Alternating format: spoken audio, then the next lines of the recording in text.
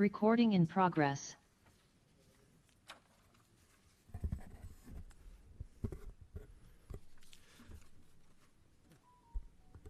Good afternoon, ladies and gentlemen, members of the clergy, members of parliament, head of industry and academia.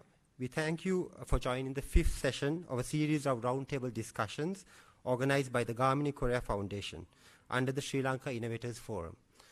We will commence today's proceedings with the introductory video of the Gamini Korea Foundation and its Sri Lanka Innovators Forum. The Sri Lanka Innovators Forum, SLIF, is an initiative of the Gamini Korea Foundation aimed at meaningfully contributing towards resolving the complex economic issues confronting the country today. The Gamini Korea Foundation was founded to take forward the passion of Dr. Gamini Korea to achieve just and equitable economic development in all countries. The late Dr. Gamini Korea was an internationally renowned Sri Lankan economist and an outstanding product of the universities of Cambridge and Oxford. Born on the 4th of November 1925 to Dr. C.V.S. Korea and Freda Korea, sister of Sir John Kotalavala, the then Prime Minister of Ceylon.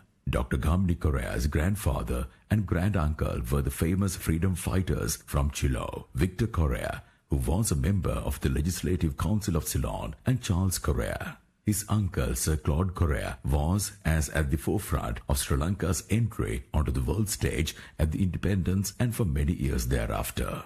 Gamini Korea was educated at the Royal College Colombo, after which he started his higher education at the University of Ceylon in 1944, before going to study at Corpus Christi College, Cambridge, and Nuffield College, Oxford from 1945 to 52. There he obtained 2 BAs and MAs from the University of Oxford and the University of Cambridge and a DPhil from University of Oxford. He was the first Sri Lankan to obtain a doctorate in economics. He was also the first Sri Lankan to obtain a doctorate from Oxford University in any subject. He was a key member of the Planning Committee for Sri Lanka's first 10-year plan, 1959, which sought to raise economic growth and reduce poverty. Among his numerous achievements was his appointment as the Secretary General of the United Nations Conference on Trade and Development, where he negotiated the terms of the Loam Convention, a landmark agreement providing development and access to European markets to Africa and the Caribbean. He was an early proponent of the equitable development who worked tirelessly for trade and development in developing countries. The Gamini Korea Foundation provides opportunities for meaningful economic engagement through rigorous multidisciplinary research to promote inclusive and sustainable development. The Gamini Korea Foundation, an autonomous non-profit institution, is committed to making a real and lasting difference in the lives of vulnerable people. The Sri Lanka Innovators Forum, SLIF, has been conceptualized by Gamini Korea Foundation to bring about change and infuse innovation into the processes of democratic governance and sustainable economic development. It aims to pursue in-depth research and dialogue, focusing on core sectors that need to be addressed and suggest innovative, results-oriented policy strategies to resolve the current economic crisis. The Sri Lanka Innovators Forum will bring together the like-minded thought leaders and industry stakeholders to discuss, debate and agree on pressing issues in a variety of sectors and devise alternative, sustainable economic models, processes and practices. A group of thought leaders who are also subject experts have been assigned to review the issues papers and provide necessary guidance and relevant research material to the respective authors. SLIF will transcend boundaries and barriers and invite specialists from all over the world to contribute their expert views and knowledge to enable Sri Lanka to face its current challenges effectively. 20 identified sectors have been assigned to experts to research and write issues papers on contemporary issues which have an impact on socio-economic development. The discourse will commence with questions that should be raised on good governance and administrative reforms. The other topics are tourism, export-oriented industrial development, macroeconomic policy, poverty reduction, reforming Sri Lanka's state-oriented enterprises, Sri Lanka's electricity and petroleum industry, Sri Lankan food crops, livestock and fisheries, transportation and highways, education, healthcare, shipping and logistics, international trade and investment, subnational policies, environment, women and development, ethnicity and socio-economic development, information technology, and foreign policy. The outcome of these issues papers forms a blueprint to be presented to policymakers as a landmark contribution from the Gamini Korea Foundation towards strengthening the economic recovery of Sri Lanka. You are invited to join the Sri Lanka Innovators Forum by logging on to the Gamini Korea website. Fill in the registration form, choose an area of expertise where you would like to share your knowledge, advice and comments on the issues papers posted under each thematic area. Sri Lanka Innovators Forum, beyond the barriers of tradition. We would now like to invite our Deputy Chairman, Gamini Korea Foundation, Dr. Harsha Atharupana, to give the welcome speech. Over to you, sir.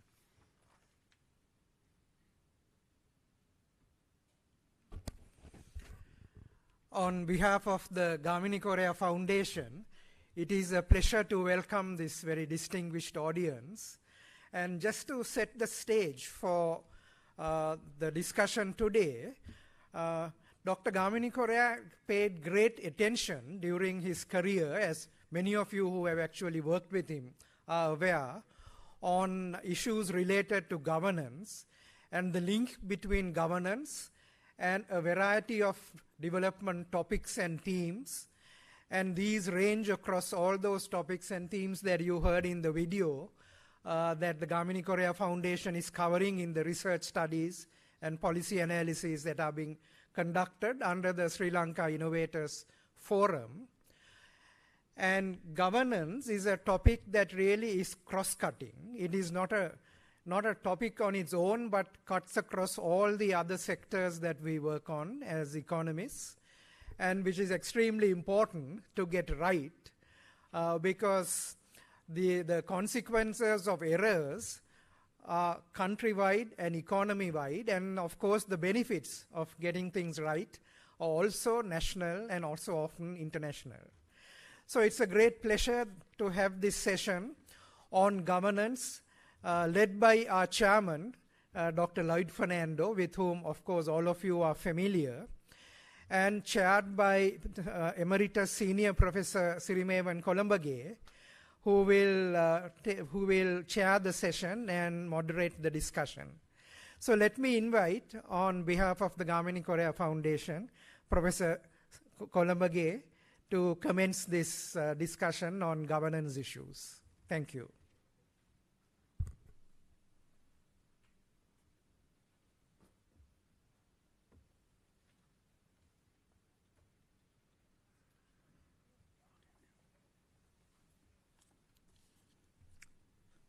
Thank you, Dr. Atharupana, distinguished participants, dear friends.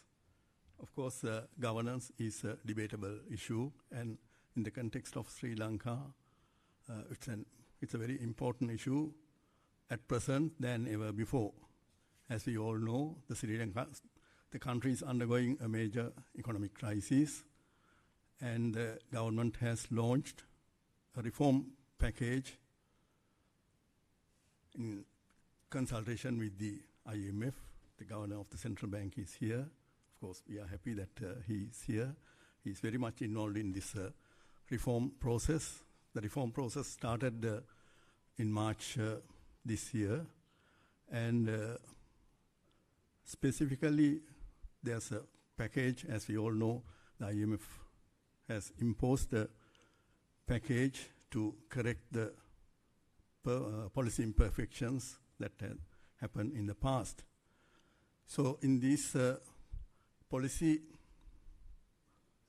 advocacies, reduction or elimination of corruption, as well as improvement of governance, are two major components.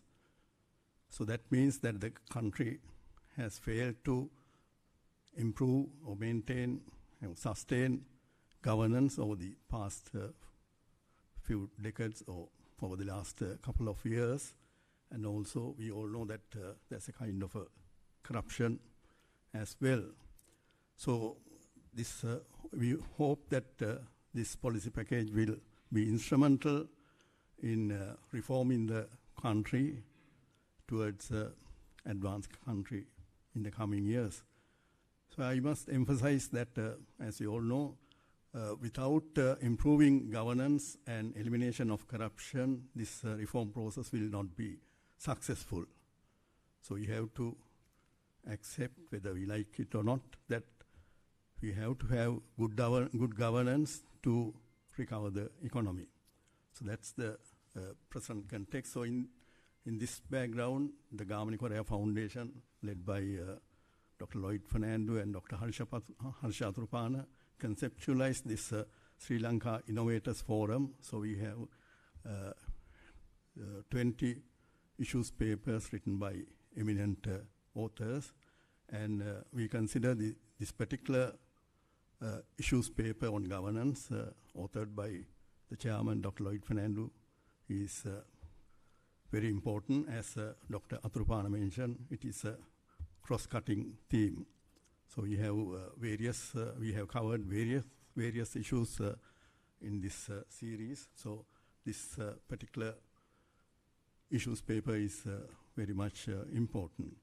And I must mention that Dr. Lloyd Fernando has all the credentials and qualifications to write this paper and author this paper. In fact, I had the privilege to work with him in the National Planning Department when he was the Director General. Later, he became the State Secretary of the same ministry.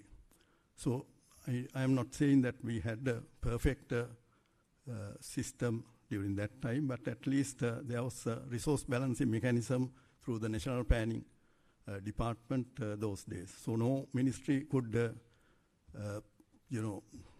spend unnecessarily, hurting the balances, resource balances of the economy.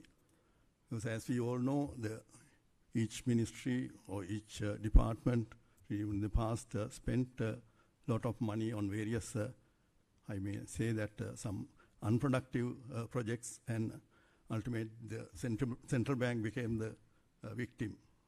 So the governor of the central bank, whoever it is, successive governors had to face this situation. So it is very important to have this fiscal balance. So fiscal governance is crucial because that is the root cause of this crisis. There should be an optimum mix between the monetary policy and fiscal policy. So this is where we failed. I hope the present governor will correct the situation. He is trying very hard. So hopefully, we hope that the governance situation in our country will improve in time to come. So I'm not going to take much of your time. I would like to invite Dr. Lloyd Fernando to make his presentation. Thank you very much.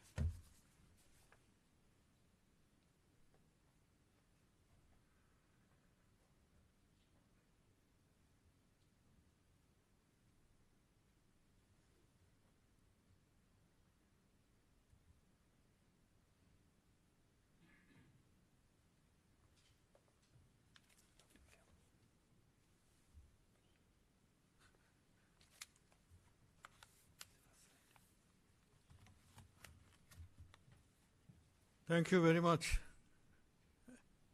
Reverend Vimalratna. I'm extremely happy to see you, Dr. Nandalal, whom I knew long years ago, and all the other friends, colleagues, and new acquaintances as well. Thank you very much for being here today because it's very encouraging. We have undertaken a big task of turning the wheels on governance in this country by getting you to give the leadership in the thinking process. I asked you to come, not to listen to me, because I'm not going to give a lecture on this subject.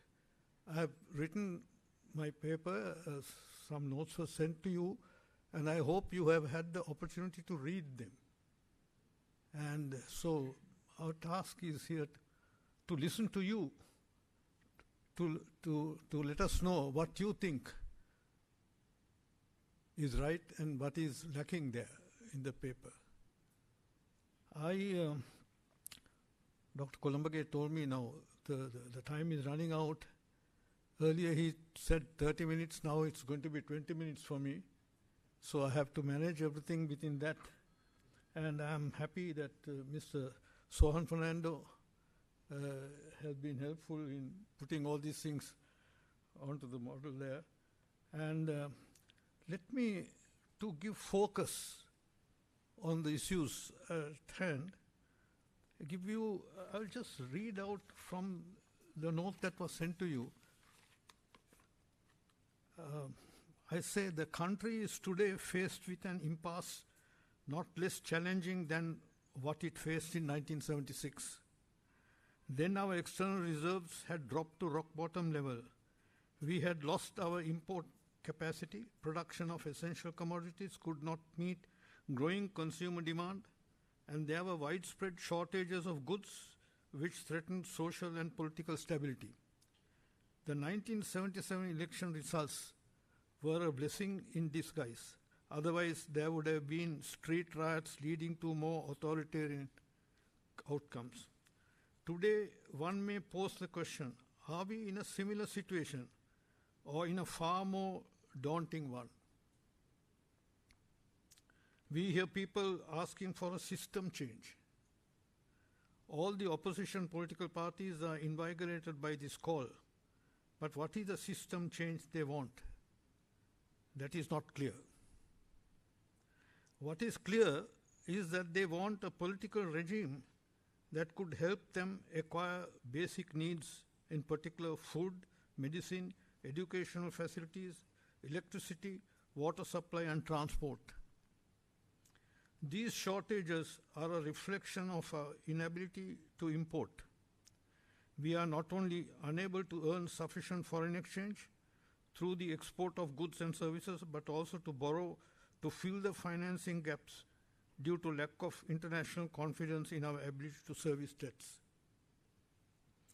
The system change people are asking for, though not explicitly stated, is a regime of good governance sensitive to their needs. It is a government which is not corrupt, nor guided by parochial political needs, but by objective assessment of productive resources available for deployment to meet social needs through a process of planning. However, planning is nothing new in Sri Lanka. We have a history of writing very impressive plans. But why is it that we have fallen short of achieving the desired ends? Today, almost all the major political parties are engaged in writing plans. The President too announced the intention of the government to bring a new draft on the government's way forward and roadmap once the IMF agreement is reached. On March 20th, 2023, the IMF approved a 48-month extended arrangement under its extended fund facility of STR 2,286 billion to support Sri Lanka's economic policies and reforms. The objective of this paper is not to describe the content of plans. Again, I repeat, not to describe the content of plans, but how to determine and implement them. That is, to provide an account of the legal and institutional framework as well as the technical and managerial capacity needed to do so. In essence, it is about the content of good governance, effective, efficient, and equitable management of economic and social progress. You see, this term good governance, we were reluctant to use it for some time because good governance in Sinhala at that time meant Yahapalane. So nobody liked the word Yahapalane, so we changed it to Yahapat Palane. And now, of course, we have no problem. We can easily use the word good governance. It's a all-embracing term. Sohan, shall we go ahead? Here. Yes. We start with, see, we are talking about various development models. I have identified them. You're familiar with those. I don't have to go into details. There is a neoliberal model, market mechanism for development with minimal government intervention. There is a socialist model, state ownership and central planning with issues of inefficiency and corruption. Then the social market economy model, hybrid system combining market economy with social welfare. The concept of governance goes beyond the definition of government. Governance is the way in which stakeholders in society interact with each other in pursuit of common goals. Good governance is a system through which societal needs are achieved effectively and efficiently. I have identified 7 principles of good governance, and you are welcome to tell me there is some more, or you don't agree with some of these. Participation, vision, equity, transparency, accountability, predictability, and productivity. All those are explained in the document, and I hope you have seen them. What we need now is a short-term development plan to address some of the fundamental issues facing the people, and then a long-term development plan so that we become, of course, in the words of the President, a developed country in 25 years. But of course, many of us cannot afford to wait that time because we will be dead and gone. I would love to wait another 25 years. But important thing is we need a long-term development plan so that we can be self-sufficient and be able to deal with the rest of the world. Anyway, a successful planning requires certain conditions. I have put them down on this. I hope you can read, and they are in the paper. Conceptualization, cohesion, consultation, coordination, collaboration, commitment, capacity, correction, continuation, and continuation. So I would like you to tell me, no, this is not sufficient. There are some more which should be included, and then we will discuss that at some stage. So development paradigm is, this is something that is quite familiar to all our economists today, that development is no longer economic growth. It encompasses many other things. That's why in this, just to remind ourselves, I've done this diagram with economic growth in the middle, and it's pivotal. And then the way forward through good governance. And the most important is the participation of the state, private sector, and civil society. The question is, how do we get these things going? And I have tried to also define development for purposes of achieving good governance, and they're all in this, what is called a Greek temple. You must be familiar with this, but if you need any further, if there are any further questions, I will be pleased to deal with them. I see some parliamentarians here. Thank you for coming. There are so many parliamentary committees, and what is the role of these parliamentary committees in the whole system? There was an interesting statement made by the Center for Policy Alternatives some time ago. I thought I should remind you of that. Some of you may have seen this. It says, if Parliament is to effectively fulfill its constitutional obligations of maintaining full control of public finances it is imperative that the significance of the COPA and COPE be emphasized. Their scrutinizing of public finance be made more transparent, and their capacity to provide sustainable benefits to the public enhanced. Our members of parliament here may like to comment on this when we start the ball rolling further.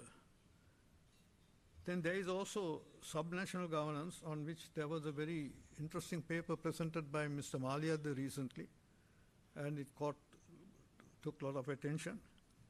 I will just quote one statement he has made there. He says the Sri Lanka system of devolved and decentralized administration, covered by provincial councils, local government bodies, and districts and division secretariats, is not only weak but also costly and disruptive. You may not agree, and if that is the case, please let us know. Now, digitalization is being talked about quite a lot. It's a very complex thing. It is necessary. There is no doubt about it. But you can't just do wishful thinking where digitalization is concerned. It must yield results because it's costly. And preparing the people to participate in a process of digitalization is not easy. There must be a plan to do that. So I'll leave it at that. You may be able to give us some thoughts on how we can move towards that. One of the fundamental problems that we are facing is the cabinet structure. Cabinet size and structure. Now, I think the government has decided to restrict the number of members to 30, if I'm not mistaken. And that is good, okay. But what is the structure? So I have attempted, and there also the cabinet must be supported by a system of cabinet subcommittees. What happened to the cabinet structure? Cabinet structure. Subcommittees, cabinet structure.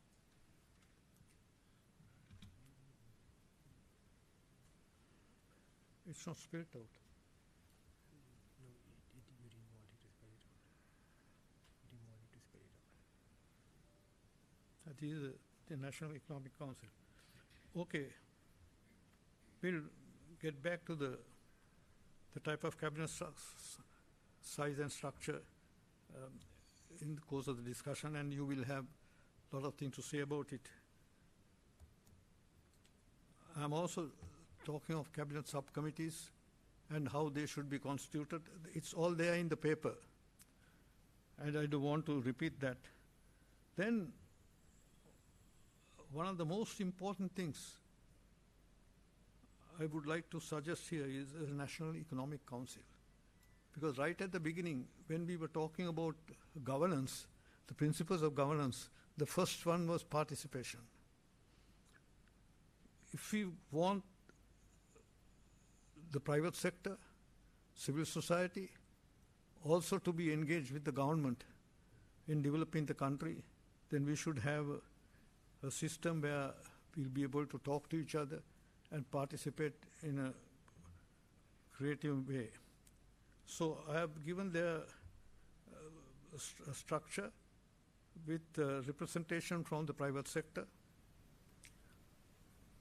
The governor is here. He might ask, why have you put the deputy governor there and not me?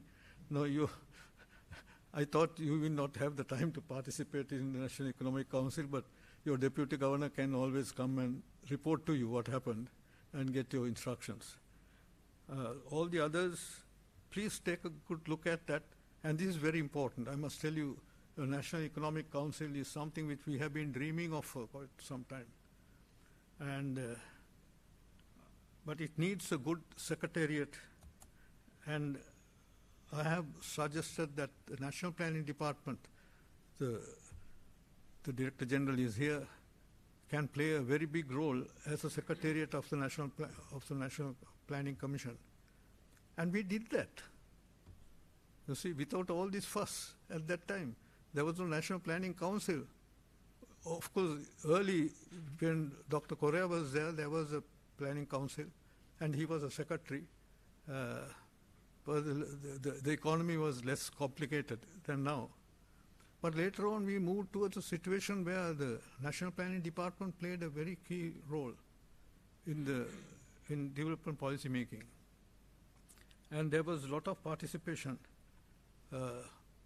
And one of the things that helped the National Planning Department at that time, apart from the fact that we had very competent people there, I could mention some names, they are legendary, very well-known people were there who, of course, supported me. I was Director National Planning Division, it was called, of the Ministry of Finance and Planning. It was later on that when Mr. Premadasa came to power, he changed it to National Planning Department because he wanted me to give up national planning and come to his Ministry of Policy Planning and Implementation.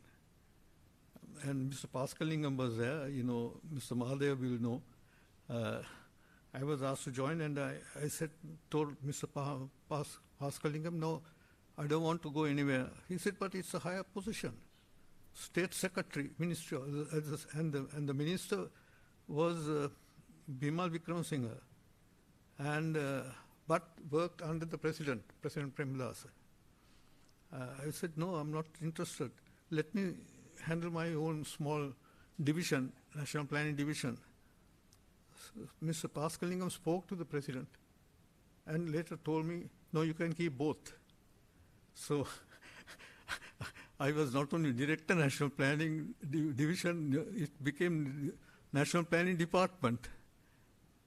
The present Director General is here and he can correct me if I'm wrong.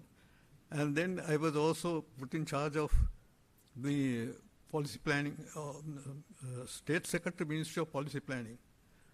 And most interesting thing is when Mr. Premadasa came to power, he was in a hurry and to have a plan.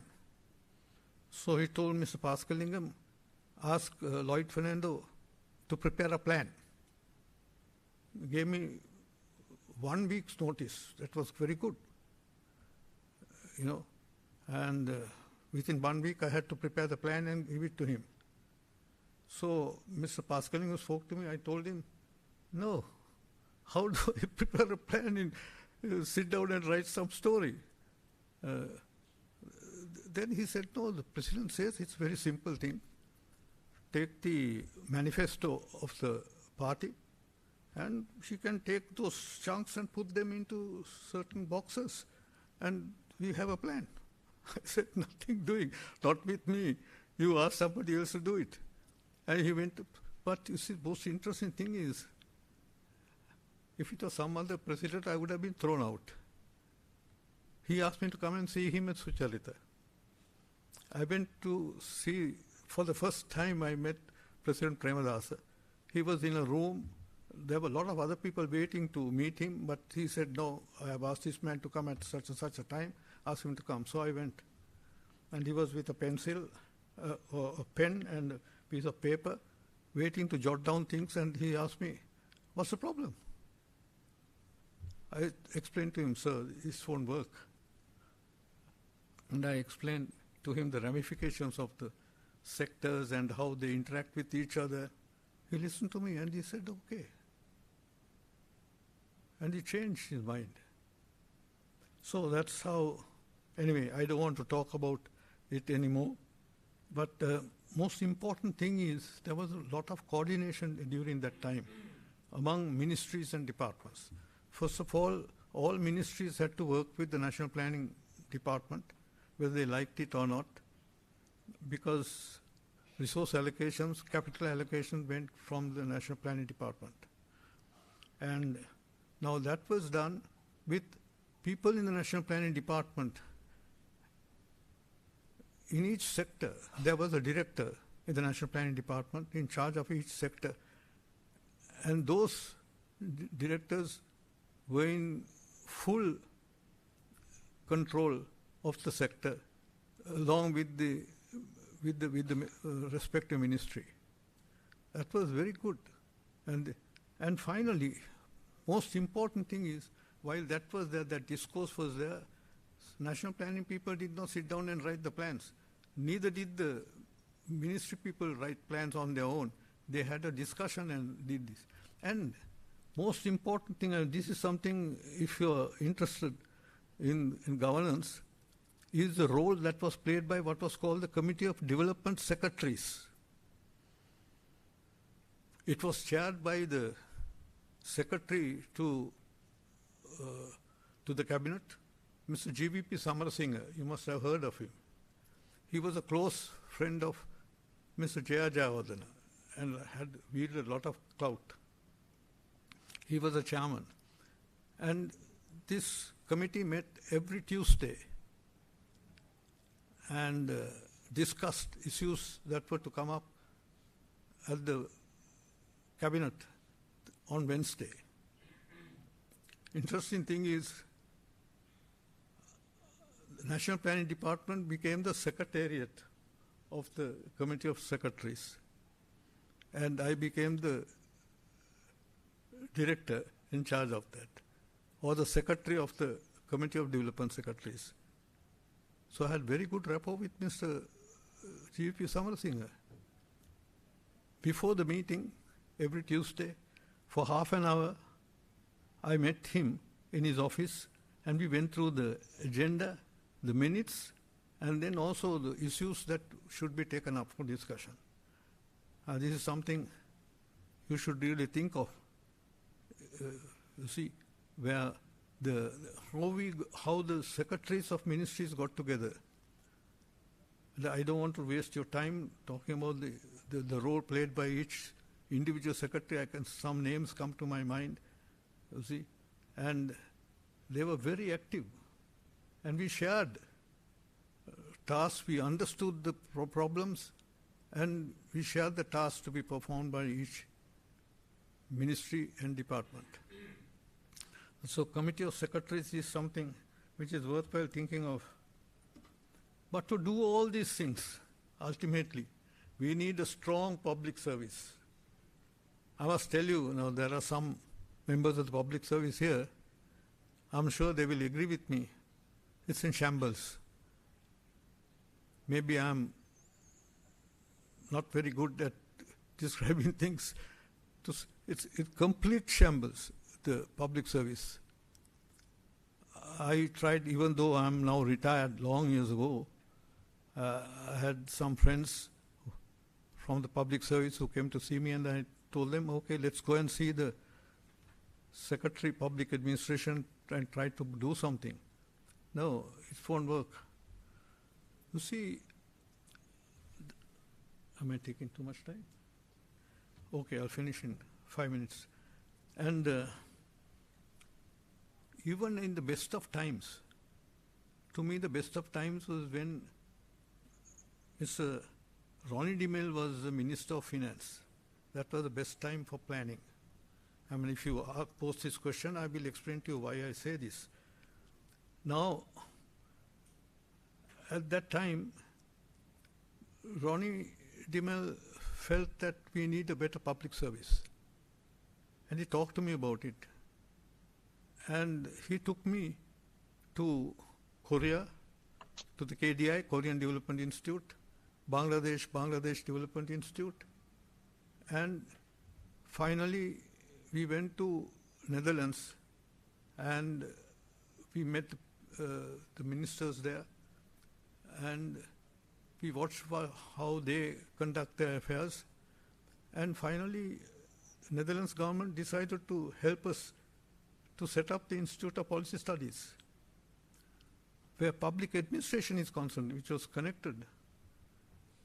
The minister told me, speak to your friends in the World Bank, course, those World Bank people were very nice. They were very friendly. David Hopper, I don't know whether this rings a bell to Dr. Nandalal. David Hopper was head of the department which handled, he was a vice president or something like that. And we used to meet every year in Paris, the aid group, Sri Lanka aid group. And I told David Hopper, you see, we need your support to have a better administrative system. Can you help us?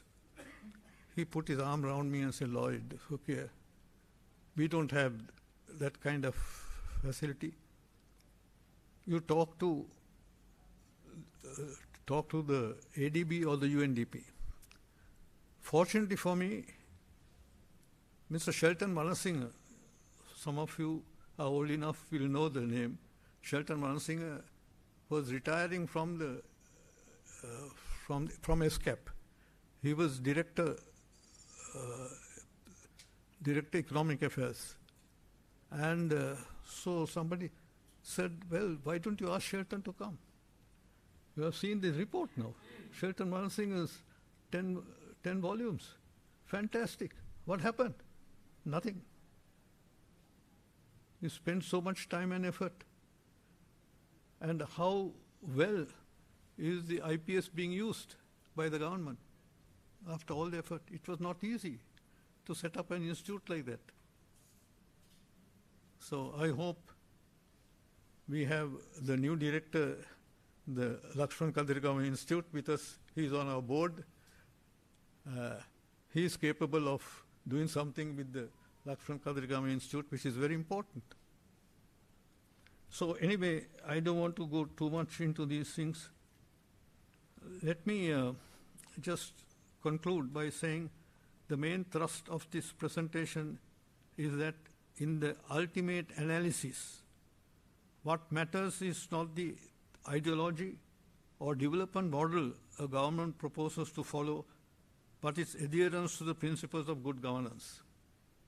I hope you agree with me on that. These principles perform the function of technical imperatives of development.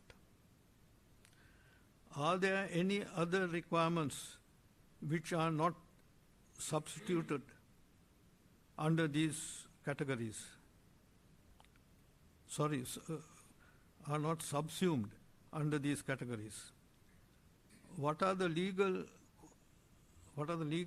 constitutional facilities that promote adherence to good governance? How serious, these are questions for you.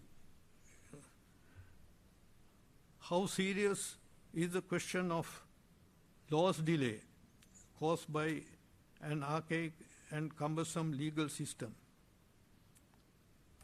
The Gamini Korea Foundation has a lot of interesting stories to tell you on that. What is the role of IT and modern big data management in this regard? Is the Right to Information Act or the Audit Act sufficient to ensure transparency and accountability? What is the role of the public administration system, in particular the role of the Ministry Secretary? What is his administrative relationship with the minister? Should the role and function of ministers in the administrative system be clearly identified? I hope I have not taken too much of your time, and I tried to short-circuit everything by intervening without reading everything. Now it's time to listen to you. Thank you. Thank you, Mr. Chairman.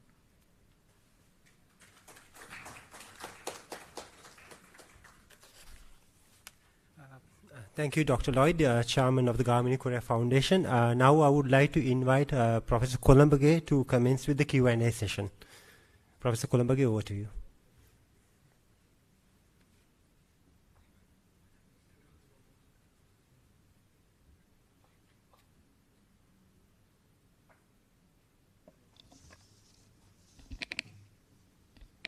Thank you, Sohan. Thank you very much, Dr. Lloyd Fernando, for your excellent and lucid presentation. You have left us a lot of thoughts, and it is time for discussion now. I would like to flag, in fact, I won't be able to summarize what he elaborated in his comprehensive paper, but I would like to flag one particular thing, that is he stressed about the national planning. Of course, national planning does not go hand in hand with the present open market economy, but we have had that system in the past, what is called National Planning Department, and there was this public investment program. What is crucial in that particular system is that the National Planning Department was able to maintain the resource balances. That is not to disturb fiscal balance or balance of payments deficit or money supply and monetary policy. So that was the crucial role of the National Planning Department per se. So again, I would like to stress fiscal governance is the crucial thing in the whole setup of governance issues. So fiscal governance leads to resource balances, and it will help to maintain sustainable fiscal operations and also balance of payments deficit. We all know that we have a substantial fiscal deficit now. It's running into 12%, around 12% of GDP, and the country has ended up with a huge debt, accumulated debt, and now we are on a debt default situation. So it's very unfortunate. So therefore, it is important to maintain the fiscal governance. And also, I would like to say that Dr. Lloyd mentioned about sectoral planning. In that particular system, the sectoral planning was linked to macroeconomic planning. So no ministry or no department could overtake the national planning, macro planning dimensions. So that was the crucial thing. Link between the macro planning and sectoral planning were there. So therefore, the government and the central bank could avoid the disasters what we are facing today. So I think it is important to maintain fiscal balance to have a good central banking and monetary policy. I hope the governor will agree. So that's a crucial thing. And the government has initiated some work on this with regard to central bank independence. Now there's the Central Bank Act. And also at the same time, I think it is important to strengthen the fiscal discipline by reintroducing the Fiscal Responsibility Act, which was enacted some years ago. Now at present, as far as I know, those fiscal targets given in the Fiscal Responsibility Act have been postponed until 2030. That is my understanding of Dr. Harsh and Dr. Nandalal, and Honorable Iran will correct me. So I think it is important to reinforce fiscal balance. So with these brief comments, I would like to open the floor for discussion. Because the purpose of this presentation is not to make a presentation per se, but we would like to have your views so that we can develop a kind of a framework. I think Dr. Lloyd has already formulated the framework, so we can develop that framework with your feedback. Thank you.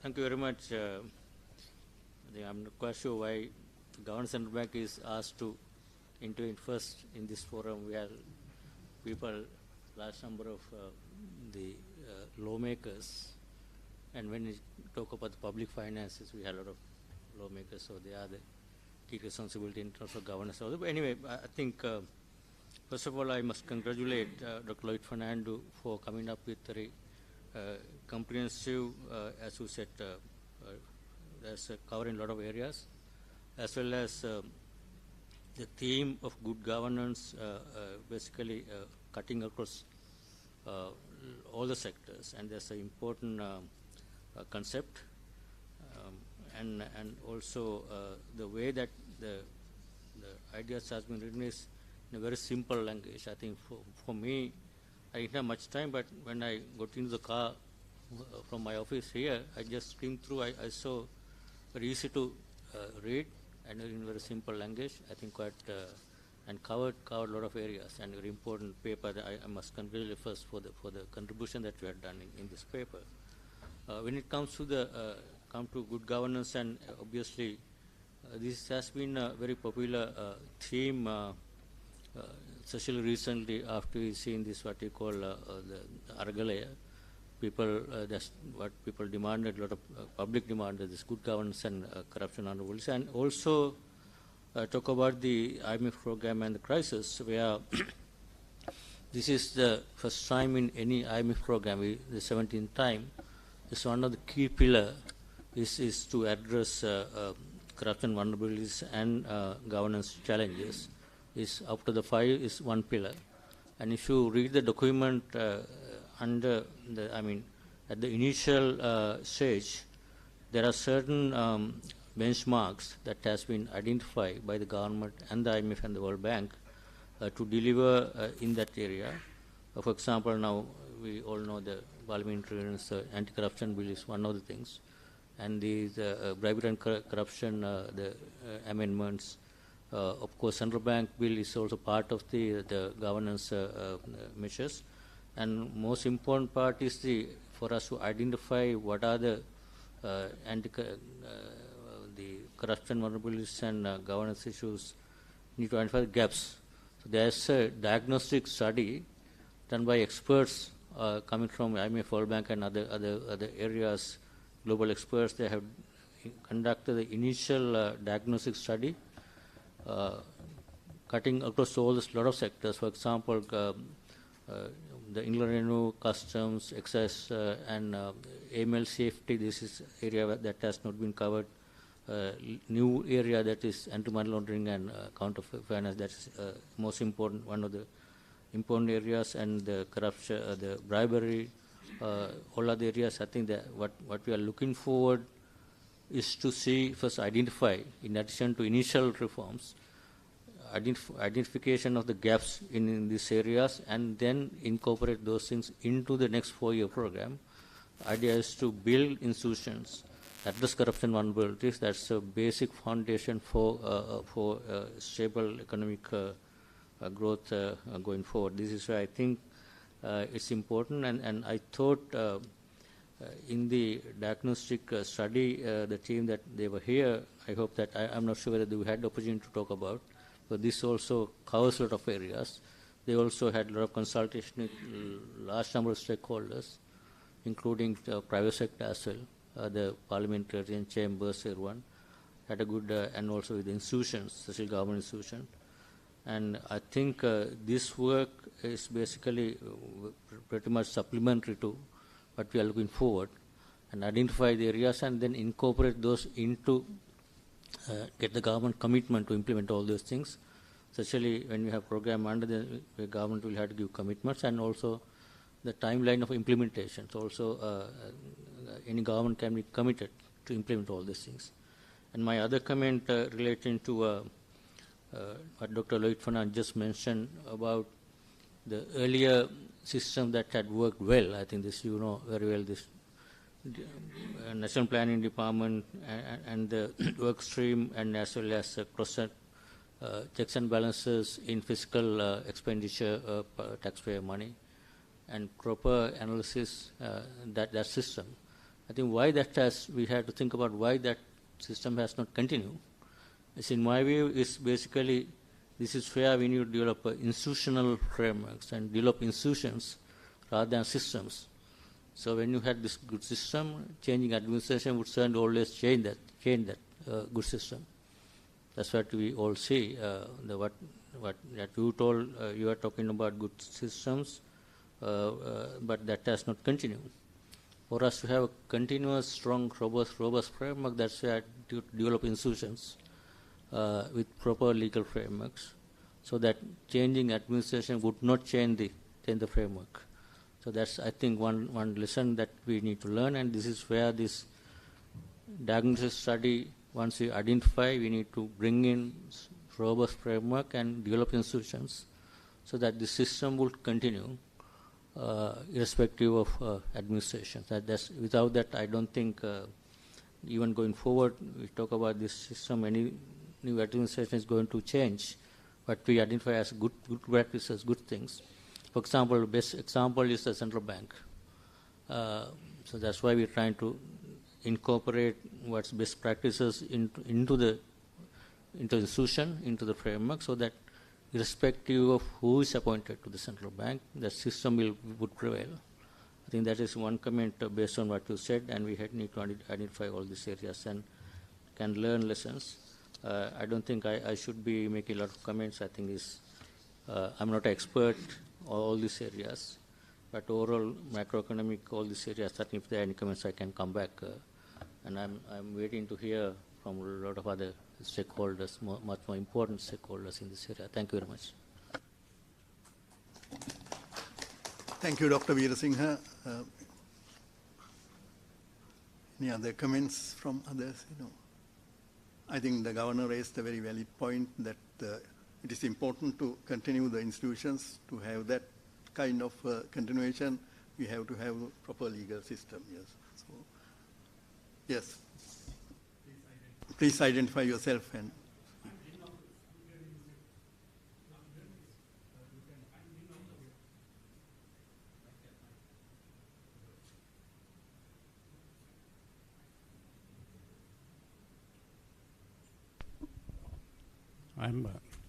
I'm Lynn Knockers. I'm a journalist. I put some clarifications on this concept of equity. Well, that's equality of opportunity. But I think what is of greater importance is equality of condition, which I think which grows out of equality of through an equal distribution to redistributive justice. That is the key to, I think, equality of condition. So I think we need to further clarify this concept of equity, which I believe is just equality of opportunity. From there, we have to transform to equality of condition, which I think is one of the keys to good governance. Besides, I think the principal demand for good governance sprang from ethical governance, and we need to have the institutions that will support the rule of law to ensure that less corrupt and criminal elements get into decision-making or legislative or representative institutions like the parliament. So these issues too should, I think, be addressed as we go along. And in addition, the demand for good governance also sprang, I believe, from the need for chauvinism-free governance. That is, we have to get over parochial identity politics and ensure that democracy in its real sense is practiced.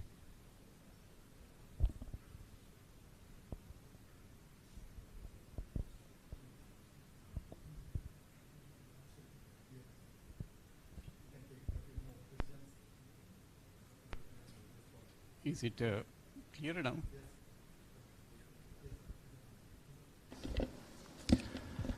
Hello. Yep. I'm Tilaka Besingha, is the senior advisor at the Gamini Korea Foundation and also visiting professor at the National University of Singapore.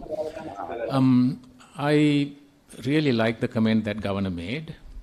Now, when you look at the world, there were dictatorships that failed. There were dictatorships that succeeded. Why some dictators succeeded? Because the system in place had a disciplining effect on the political leaders. So we need a system in place, institutions one thing, private sector driven open economy one thing. So this kind of a system in place will have a disciplining effect. In other words, good governance is a product of the system in place. Here in Sri Lanka, we tend to think some good political leaders come into power and put everything right. That doesn't work.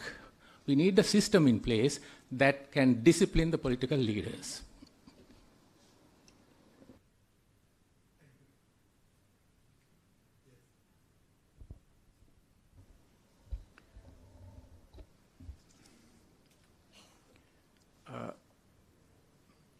I'm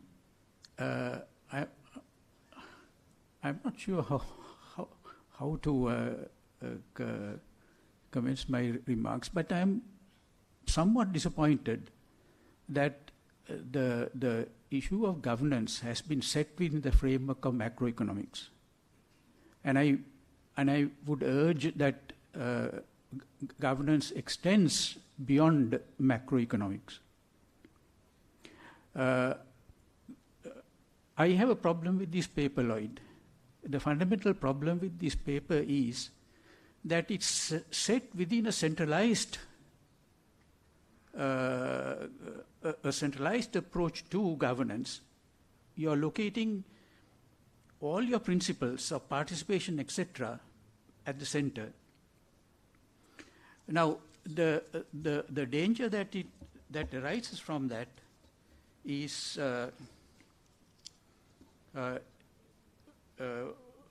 what you say at the bottom of page 16,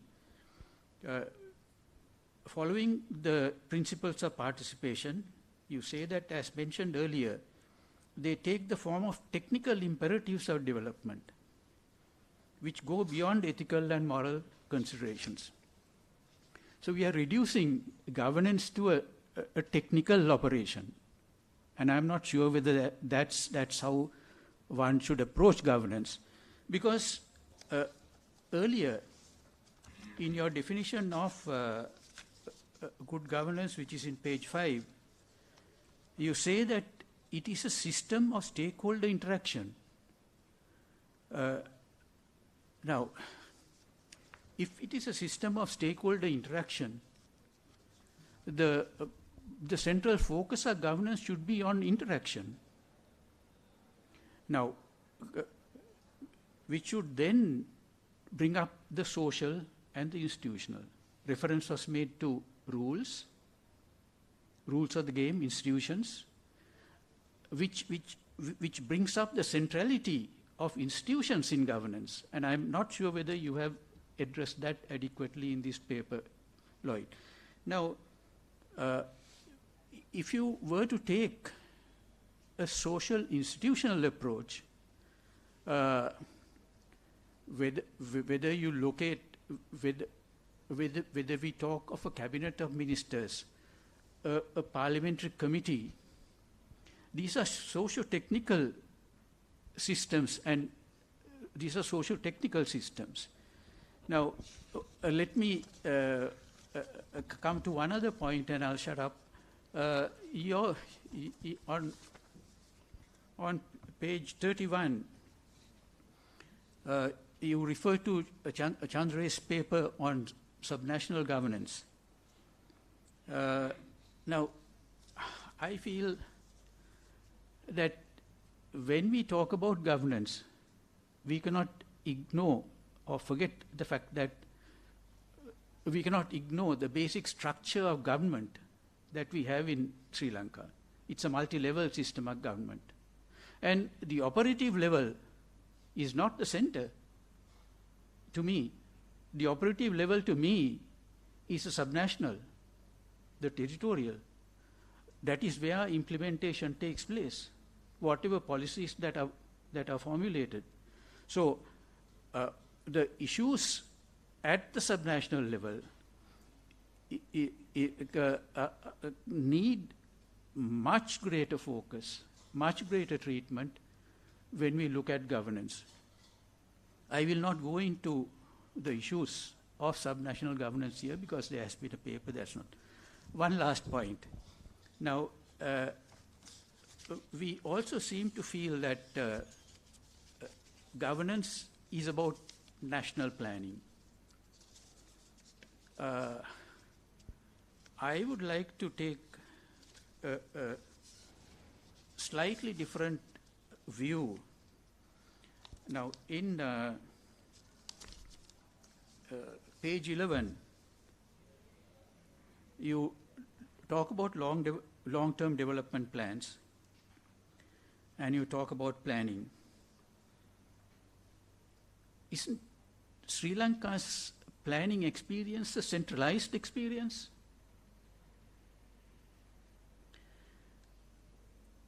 It is a centralized and a sectoral experience. And the tragedy of our planning implementation of planning plans has been that we have tried to take the sectors down to the local level, which does not work.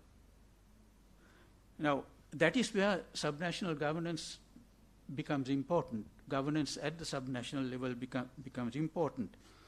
Now, so your issues of effectiveness and efficiency, etc., become critical. But let me say that we also need to, when we are looking at planning, the experience of planning in Sri Lanka, and you talk about failure of planning in Sri Lanka. What are the fundamental reasons for failures in planning? Is it frequent changes of government? Is it frequent changes of ministries? Is it frequent changes of top officials, which you have referred? Or is it that our planning has never been translated into financing or budgeting? There's a serious gap between the plans that we have had and the budgets that we have put together. So to me, those issues need to be addressed, Lloyd, if we are to take this forward.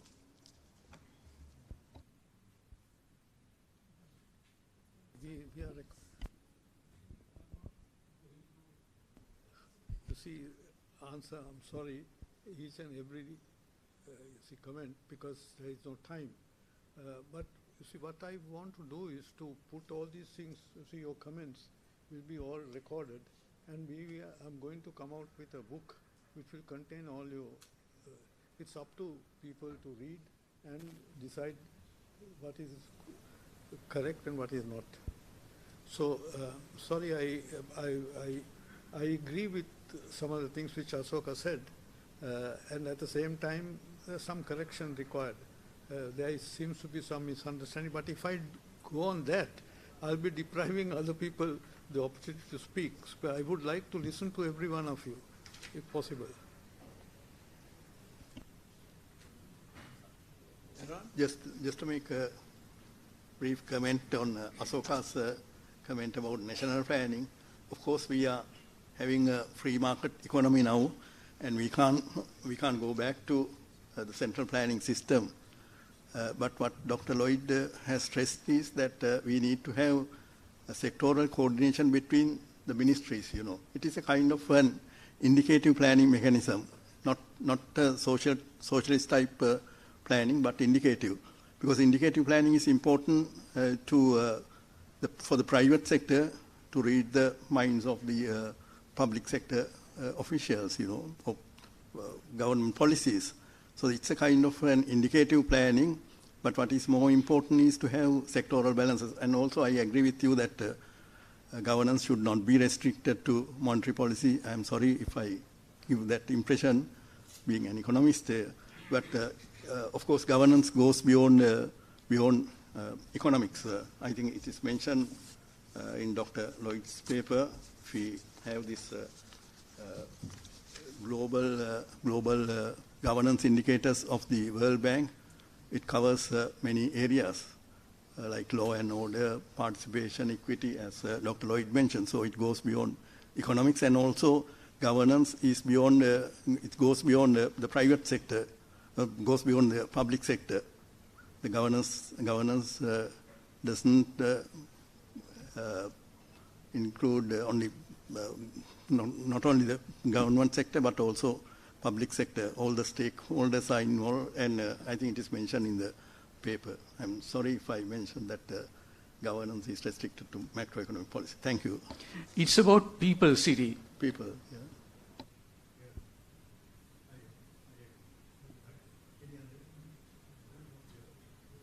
Comments? Yeah. Yeah, I might thank you for the comments we heard to, in a sense, rebalance the paper. As you said, governance is wide. The economy is part of it. So I'm going to just maybe put some practical things on the table, moving away from the theoretical kind of framework. Ethics is important. And I hear very few people use the word ethics, because ethics has almost like become a bad word in our society. We have a committee in Parliament, ethics committee. I actually don't know what it does. We don't seem to, I'll give one example, we don't seem to understand the issue of a conflict of interest. And those who come from a corporate background take it for granted that everybody understands conflict of interest. There are very few people at the legislative level who actually come from that background. Earlier, you could get angry about it, and I don't get angry anymore, because we are all a product of the upbringing and our background, even our corporate background. So we take things for granted.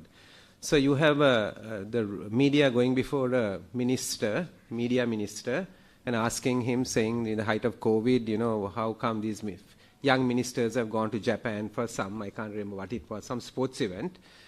And the minister says, no, there is no problem, because they have not used a cent of government money. A few weeks later, the young ministers return. One of them gets up in Parliament and says a question like this was raised. And he says, I want to make it absolutely clear. We didn't use a cent of money from the treasury. We actually went with sponsors' money. When I heard that, I didn't feel angry at all, right? I feel sympathetic for the reason that the concept, we take it for granted that it's understood. I'm giving one example on ethics of conflicts of interest. And different parliaments in the world have different ways that the people like ourselves, when we have a conflict, we have to declare it. If I write an article and the newspaper gives me a check, for £100, right? And I saw a British parliamentarian in the British one actually having declared £100. So that concept, I'm saying, so ethics needs to be looked at, all the systems. We're talking about systems being put in, and we need to look at. The other thing is I would say the legal system. Ease of doing business, we are 99. Enforcement of contracts, we are 164 in the world. So how do we actually get investment? It's just an impossibility. And then you had this situation where, in the Constitution it stipulates on FR and in some of the other things that, there's a limitation of time. It's just in 2 months the court needs to decide. The apex court needs to decide. And the apex court is not deciding for 2 years. Right? So then, of course, there's an explanation, and I left it to the pundits of the law and the professors of law, saying that that's not mandatory, that's directory, right, kind of thing. But I disagree, because the writers of the Constitution obviously had in mind that some things need to be done in a time frame, and that's been completely ignored. So from the accusation that some of us are sitting there, and are not citizens of this country, to other things are in Parliament, and totally undecided. We all know whatever we do will serve out our 5 years before the court decides, and we work on that premise. So what I'm trying to say is ignoring, right, the law, right, doesn't really help. We need to do something this is in very short, on the legal system, because we're talking of good governance. And I would say, number one, if we fix that, we automatically fix the people. All of us gets fixed, if you can fix that. The other thing I would say is on accountability in Parliament. rationalizations of committees is important. We now have too many, so we need to rationalize it. But apart from that, COPE and COPA, and somebody raised that issue, what's the real point of it, and so forth. That's a valid question because we don't have teeth. So generally, it's a post-audit brought by the Auditor General. We look at it, we make critical remarks, all that, but we don't have teeth. We have to refer it to Parliament. We have asked for teeth, that we could refer it straight to the AG or straight for action, right? So we need to look at, if you want to improve really governance in the country, actually giving teeth to these committees, because parliamentary committees are very, very important as a part of the governance process. So whole committee structure needs to be used. I'm only using one example again to illustrate the point. And I would finally say, there are many, many very important points brought up in the paper, is the separation between legislative and executive arms of government. This is absolutely critical. Absolutely critical principle. We've been violating it, and I think that I don't know, maybe when I was in school, they tell me that there was a public service that was independent from the executive, right, and permanent secretaries and all that concept, and certainly that's not there, right, and it has got absolutely blurred. And it's gone to the extent of actually allocating money to members of parliament like myself. What is that called? I can't even remember what it's called. Decentralized, right? Decentralized money, so that we can go and decide, which road needs to be tarred or which place needs to be cleaned. It's gone to that level, right? And I'm saying if you separate these two, and we have to get rid of that, right? So somebody said this in Parliament this week, and he said it in a very striking way. We've ended up basically going for funerals as members of Parliament. And I'm not joking. You see, in 2 days I did 11 funerals. I'm not joking, right? And so we have forgotten our legislative role. We are sent there primarily to be legislators, and that's why Sri Lanka has lots of archaic laws, right? And in parliaments, if you do a study, very few have been changed. But if you separate the executive role from the legislative role and make it absolutely clear, I'm sure it will enhance governance in the country, so that we just stick to the job that we have to do.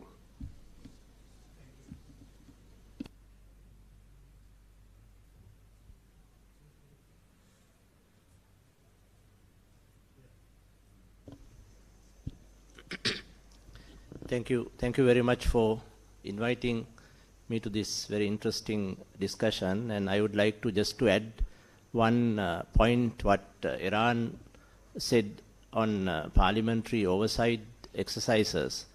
Actually, we need to look at the limitations of the sections of executive and legislature very carefully. In our constitution, it is mentioned that the executive power is decided by one ballot paper and the legislature is in other.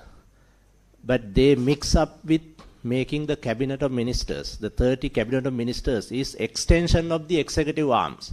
It is not anything related with the legislature.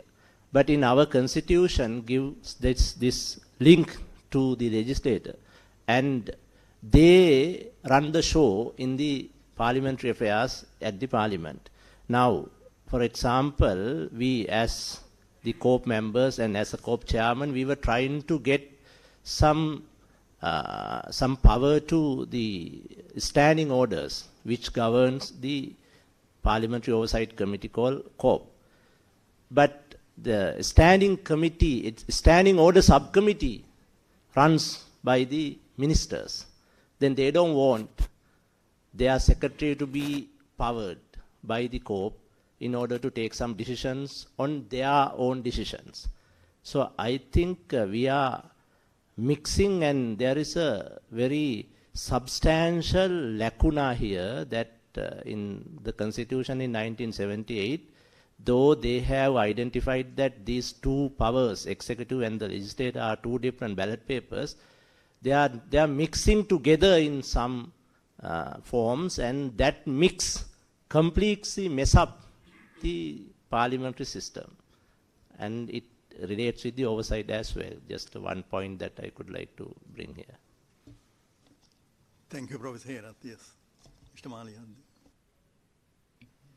Yeah, thank you very much, May and Dr. Lloyd Fernando, for your interesting paper, and also Professor Chairman. In your presentation, I noticed one element lacking. Now, you had a slide on 9 C's indicating important 9 aspects for the good governance, but the monitoring, review and follow-up was not there. So I was wondering as to why, because I found that I observed that there is no C in it. That would have been the reason why you have not brought it under your 9 C's concept. But in this country, what is missing is there is no monitoring, no review, no follow-up. Now, you yourself mentioned that there was a good document done by Shelton or anything, administrative reforms, but it is left only as a document, no follow-up, no review. And then recently we saw in papers, President has gone to New Delhi, and he has lambasted all the officials and politicians for the present state in New Delhi town. And I suggest Central Bank Governor send some of his juniors to New Delhi today. I don't think there is any change, if it is not worse. So that was because who follows up? It was flash in newspapers, but there is no follow-up. There is no monitoring, no review. I think that is one of the key elements missing in our governance system. Thank you.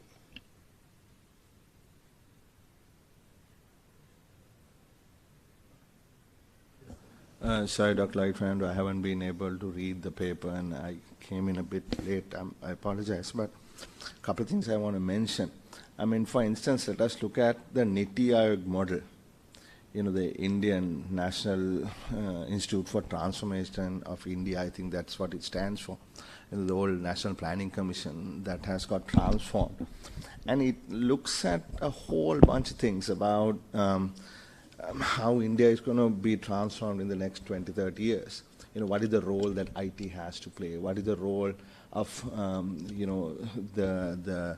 the fiscal discipline? All of these things have been sort of put together under one umbrella. And certain experts, go into it. And I think it is headed by the president or the prime minister himself. Right? So there is a model that works to me quite well. India is growing rapidly. We are listening to some Indian bureaucrats speak, I think something that went viral on WhatsApp recently about the experience of India in terms of information technology and so on. So this is the India that we want to create. This is the India that will, this is what India will be in the next 5 years, 10 years, 15 years. So I don't think it is there is any contradiction in having a general national plan, even though, Professor Colombo said, look, perhaps it is not ideal in the situation that we are in this particular economic system. I don't think they are contradictory. One should have a general plan to know where we are going to go, right? So I think in that context, perhaps we can look at that. The other thing is, I mean, if you look at Parliament, there are people who voted for the 17th, the 18th, the 19th, the 20th, and the 21st Amendment. So what is your position? What do you stand for? In one you bring in the Constitutional Council, one you take out the Constitutional Council. You vote for that and you vote for the other also. Then again you bring it, you vote for it. Again you take it out, you vote for it. So where is the intellectual honesty there? So where are the ethics that Iran was speaking about? So I think that is also something that is clearly important, as to, so if Parliament has the power to legislate, and it does, it makes all the laws, and if you stand, the same person or group stands, one day here, the next day there, it makes no sense. Right, so I think one needs to look at that also when you consider what you have written. On a more lighter note, Iran, the guy who represents this area is Jayanta Silva. He's gone to every funeral that ever took place at Kanath, but he never got elected to Parliament.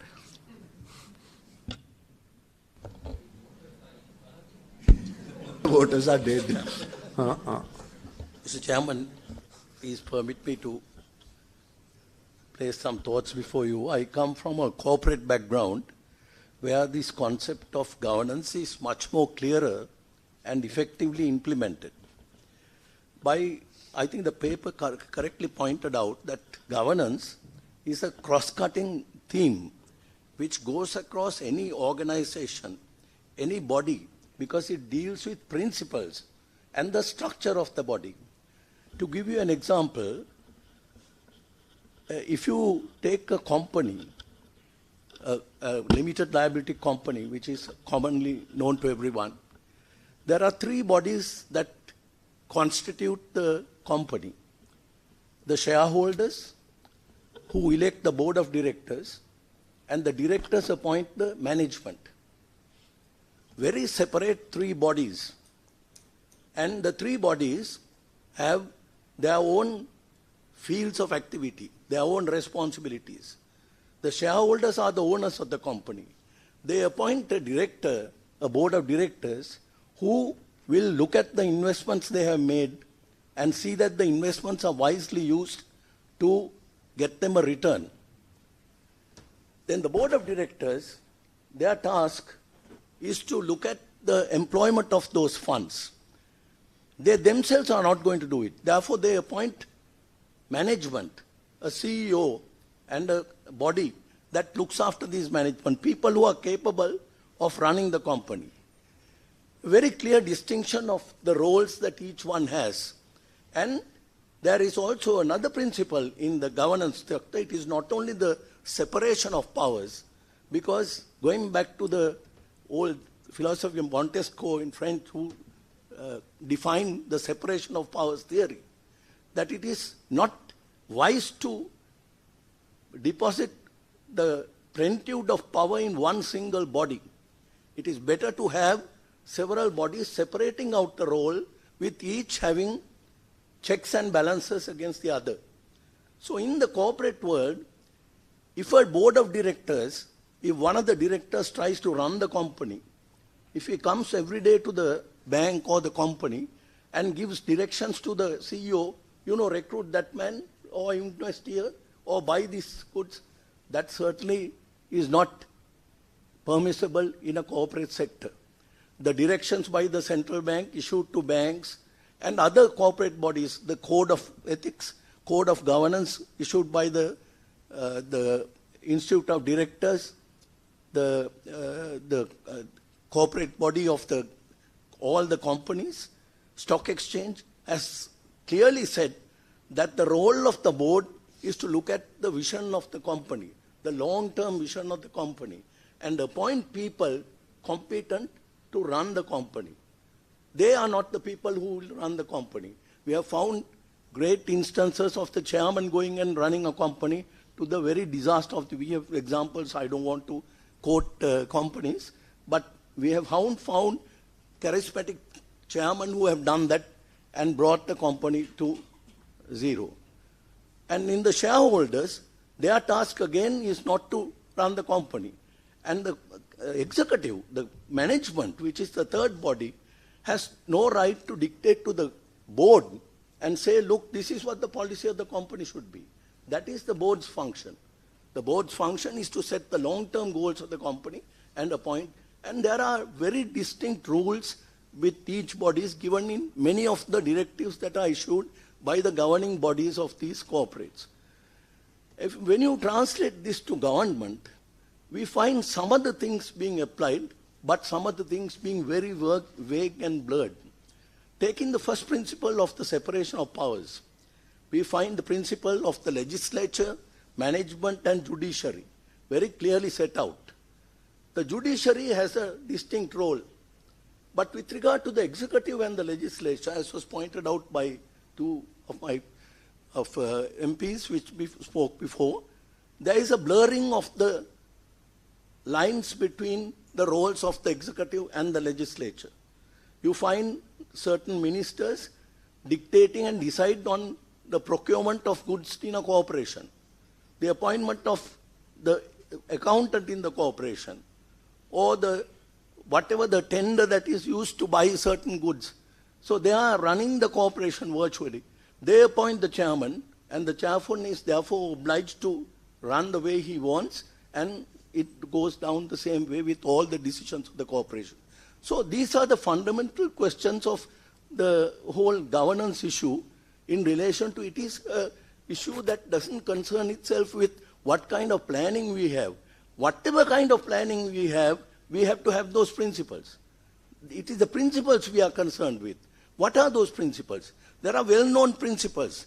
For instance, that the separation of powers, the checks and balances, meritocracy, then the rule of law. These are all governance, independence of the independence of a dogma and being wedded to dogmas and taking decisions based on that dogma. If you look at the example of Singapore, it is said that there were three fundamental things that have really brought Singapore to where it is. One is meritocracy. They appoint persons, not the nephew of the minister or anything like that. They appoint a person competent. Secondly, no corruption. Whoever the party is who is corrupt will be taken to task. I happen to be on the board of a company where the chairman resides in Singapore, and I asked him one day, what about corruption in Singapore?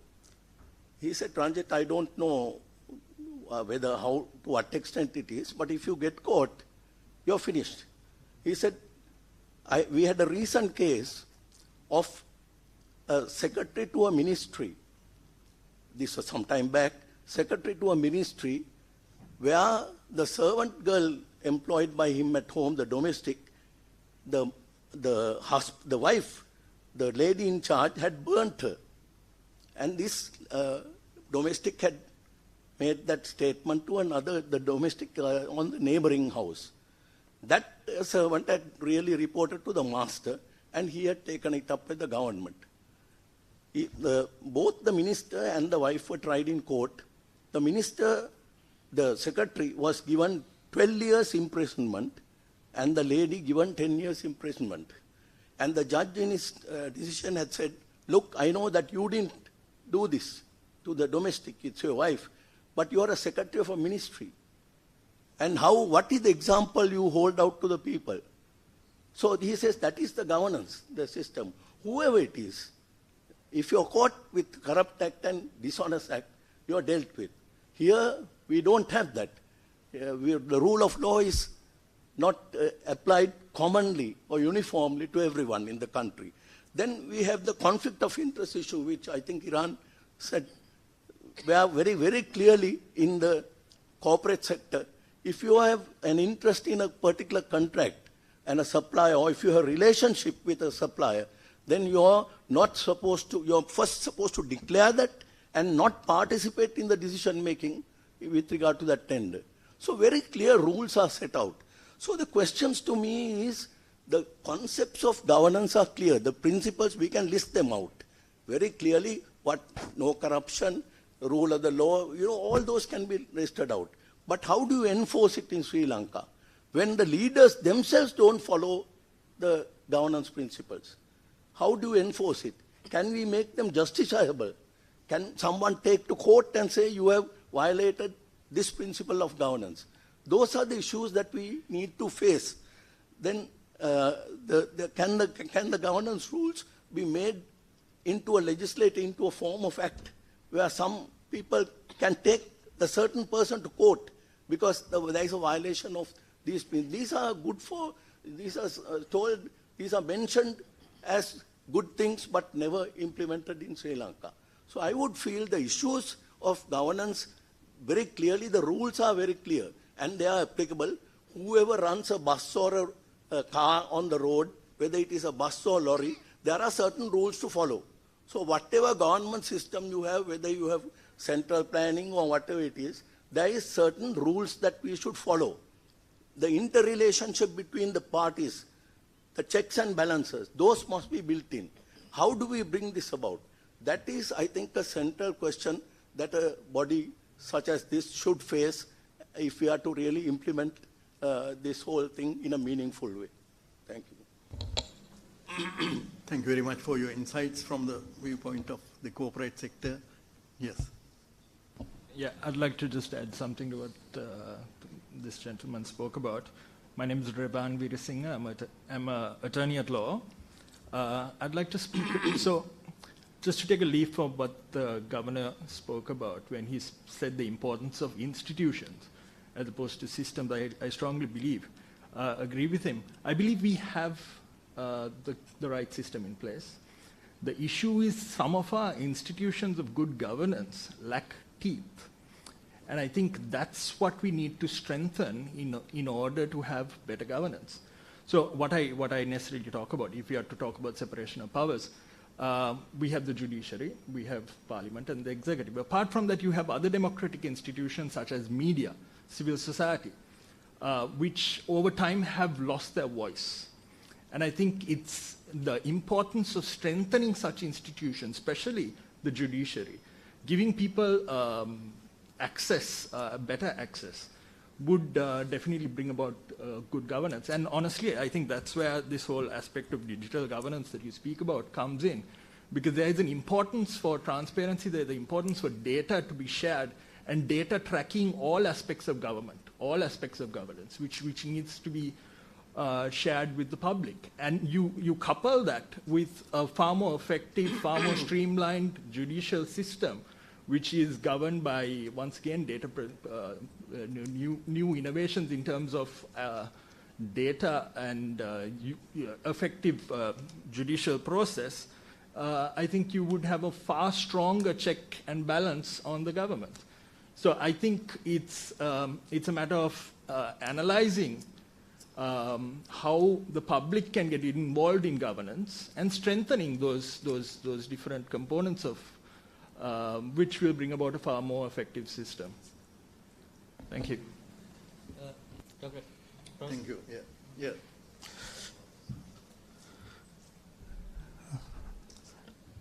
Good evening, everybody. Thank you, Dr. Lloyd Fernando, producing a valuable document. It would be useful for all in the future. When I was listening to your presentation and also others' opinions, I feel better to have in Sri Lanka something like the Ministry of International Trade and Industry, what Japan had in the past, MITI, to coordinate all activities of different ministries, different agencies. This is not only for coordinating our affairs. In addition to that, when we look at the world, we are not exploiting opportunities given by the dynamic world. Globalization, we have not exploited well. Fourth Industrial Revolution, we are not exploiting well. When you look at BRI, earlier OBOR, still we are not exploiting well. So if we have something like MITI, what Japan had in the past, we will have opportunities to exploit the opportunities offered by the world, in addition to maintain good governance principle. Danger is there. When we look at the past, we had near dictators, not dictators, virtual dictators, good and bad. Good and bad. One professor from Singapore highlighted dictatorship is good. My opinion is this: not just dictatorship, benevolent dictatorship. You can easy to say, but difficult to do. If we go for pure market mechanism, they would say this is the one side of the coin, other side is pure democracy. If you go for pure democracy, dictatorship is out of the question. Thank you. Thank you, Venerable Sir. Do you have any comments, Honorable Bimal? Dr. Lloyd Fernando wants to speak. Yes, thank you, Dr. Lloyd and the foundation. I'm asked to prepare for some talk and some comments, but since I'm seeing there are a lot of people to give their opinions, I will confine into mainly I would like to make one point which is not very much related to his Dr. Lloyd's paper, but since it has discussed about the development models. So I thought I think that's better to give my views on about development or developing our countries. So there are 194 countries in the world according to the UN. In OECD, there are only 38 members. So without, because this paper I presented to 2-3 years ago to a foreign magazine, so I analyzed who are these 38 members. Out of these 38, 20 out of these 38 were developed countries by the year even 18th century, I mean 1900. 24 of these countries, approximately, due to changing of empires and borders, out of these 37, were countries with colonial past, who had colonies in Asia, Africa, and Latin America. And out of these 37, 8 states prior to 1990 were socialist countries. Then there are 5 remaining countries: South Korea, Israel, Mexico, Chile, and Colombia. So my point is, I will jump to the last page of my paper. By the year 1900, 20 out of 25 countries having highest HDI now. It means possessed colonies and were considered as developed. Today, amongst the 25 considered as highest in developed, there is no single country that achieved this status after 1900 or after 1945. So my point is this. Except the countries which were colonial empires and also had, there are no others. There are some, as I mentioned, 9 socialist countries, 5 exceptional cases, South Korea, Singapore. We do know this, it is non-Western due to the non-Western Marshall Plan. If we start from 1900, now it's almost 123 years, there are no new countries who had creeped into this OECD level. Especially this neoliberal period of economy after 1975, as Friedman said, within these 50 years, only one country had entered to this OECD level, that is Costa Rica. So my point is, we have to find a new development model or our own way of developing. Okay, we can learn from all the countries, because all these so-called developed countries, around 25, USA to Japan to Turkey to UK, their main base of economic development was from primitive accumulation by confiscating, looting, robbing, like that. Not because of, I'm not condemning their achievements, but the base, they got mainly from colonization. Because I examined it in another way. That is, there is no any other country, within the 25 highest HDI indicators, there are no any other country except for that few. All countries who are in this 25 first 25 were colonial, empires. And after 1900, after 1945, there is no country get into this OECD level. So that is my main argument. We can learn from North Korea to USA. That is okay. We have to open for that. But we have to think this reality. And when we talk about this development, all these things, there are 189 countries. Let's keep 5 socialist countries. There are 189 countries who are following this neoliberal or present contemporary economic model. We only talk about USA and Scandinavia. We don't talk about failed development models, neoliberal development models in Africa, Asia, Latin America. So I think this is the main argument I want to bring to this house. And just I have to be fair with Dr. Lloyd. I made many comments, but I do not want to explain everything because some of these experts told many. But I would like to make some points about his report. While appreciating all his efforts, I think about the Greece paradox. I think there was an alternative.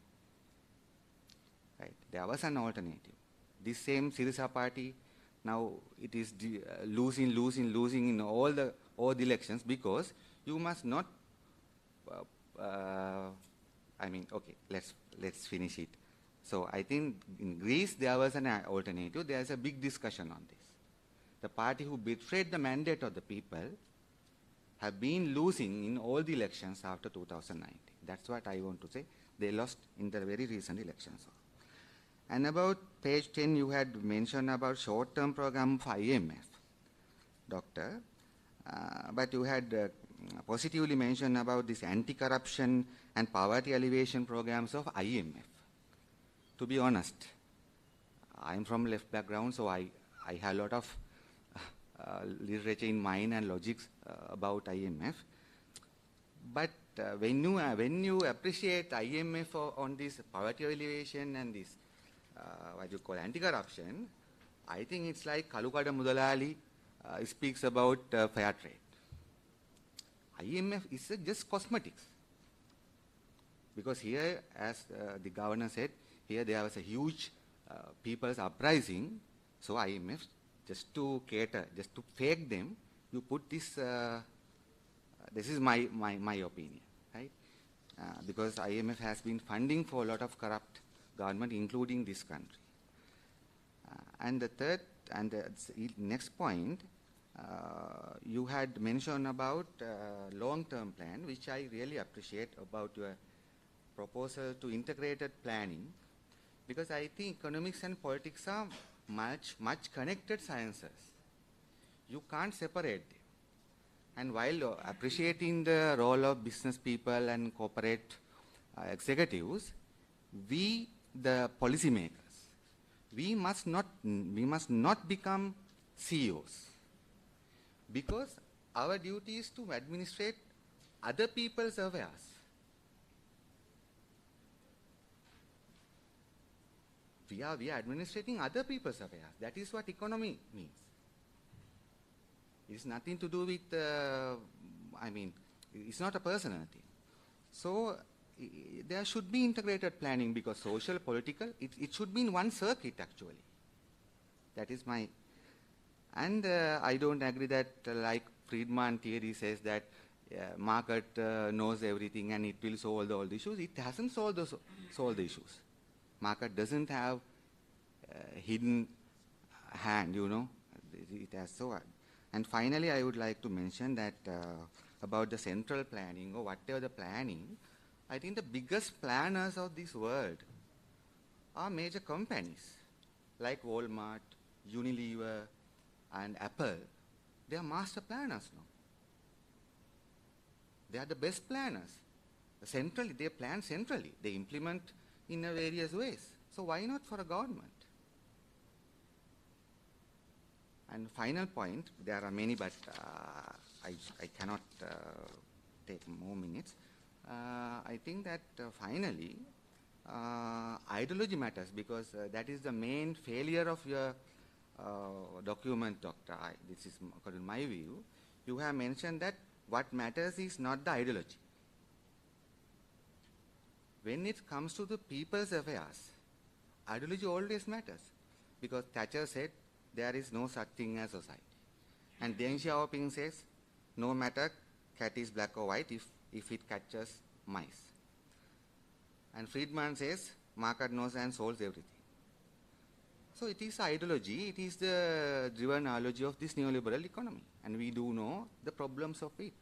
So if we want to fix it, we must have an ideology which can serve, which can serve and which can solve the problems of the people and the environment. So I think ideology should be, it is always it should be in the economic planning, and I appreciate you have mentioned about the role of the health and education played in this country. But I want to add one very small important word. You had said like this, positive role of the education and health sectors, but it should be insisted that it is not just education and health, it's free health and free education. So I have many, so thank you for listening my Thank you very much, Mr.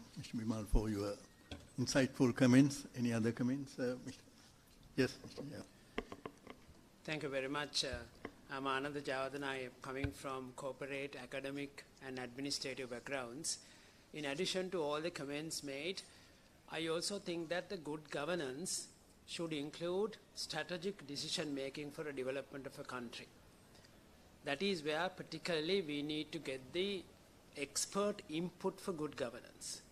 Now in this country, I don't see that there is a proper mechanism to get that expert input. I was listening to a Korean professor this morning. He is actually director Policy Research Institute. Now in Korea, in 1960, the per capita GDP was 80. But in 2020, it was 37,500. That is because of the strategic leadership. He was saying that it is because of science and technology. Now in Sri Lanka, we have institutions built up to get the advice. So for example, we have NASTEC, the NSF, Nerd Center to do research, tea research, rubber research, coconut research, Nerd Center, ITI, all these institutions are there. But I don't think that the government elicits any useful information or any decision advice from these institutions, and not even from experts. So I think in order to develop a country, if you consider good governance, we need to harness this expertise of our country for decision making. I know, we all know that because of wrong decision making, what happened to our agriculture sector just a year ago. Now likewise, I think this strategy should include how best we use this expert input in a systematic way, in a sustainable way, in an institutional way, not only just one expert, right, but in a collective agreement, so that we actually provide the correct advice to the government. So I think we must need to use that, because science and technology, particularly when we talked about the fourth industrial revolution, all that kind of a thing, science and technology matters. I think all the policy makers should see how best we invest on our research, right? How to make use of our R&D institutions. And investing money on R&D, we know we are investing 0.1% of the GDP, which is the lowest in this part of the world. And Korea uses 4.5% just next to Israel for research and development. Enormous amount of money for R&D, and that's why they are rapidly growing. In addition to that, we also need to make sure when we have these institutions, we need to have an ecosystem to connect these institutions and then have a proper alignment of all the institutions for the decision-making process. We don't have that alignment at all. So this is, I think, universally called national innovation ecosystem, right? We don't facilitate that. We have all discrete units and institutions and all that. They are not aligned, and different ministries are not aligned in that context. So we need that alignment. I think good governance should facilitate the creation of this kind of an ecosystem so that the country will rapidly develop. I think that is what is missing. We need to include that part of it as well. Thank you. Thank you, Professor Ananda. Any other comments? Yes, Upananda. Yeah. Dr. Gunaruwan, yes. Yeah. Thank you very much. I'm Gunaruwan from University of Colombo. Thank you for the outline that was given for good governance, let's say. At least one step forward. A few remarks from my experience. It is not only the legal structure or the institutions which matters. We have to also gear the system with incentives. We have sometimes the institutions are there, but the incentives are geared in the wrong direction. Let me give you an example. There is a circular, I don't know where it comes from, which says if a project cost is above a certain level in US dollars, then you can have a project unit in the relevant ministry. Now what happens is, when you have a project unit in the ministry, the relevant officials are incentivized to have another salary on top of their normal salary, and a project office, a vehicle, foreign trips, plus contract management and getting the job done by a foreign contractor. The same establishment we have in Sri Lanka to implement and develop the project by themselves. Now the very paid officials, they don't need to waste time, they don't need to procure, they don't need to manage staff, they don't need to put energy, but just sit and manage a contractor, just sign papers and then pass things and get double the salary. So where is the incentive? Incentive for the official is to go for a foreign contractor and have an escalated project procurement price rather than doing it locally, maybe at 1/5 the cost. Now where is the incentive?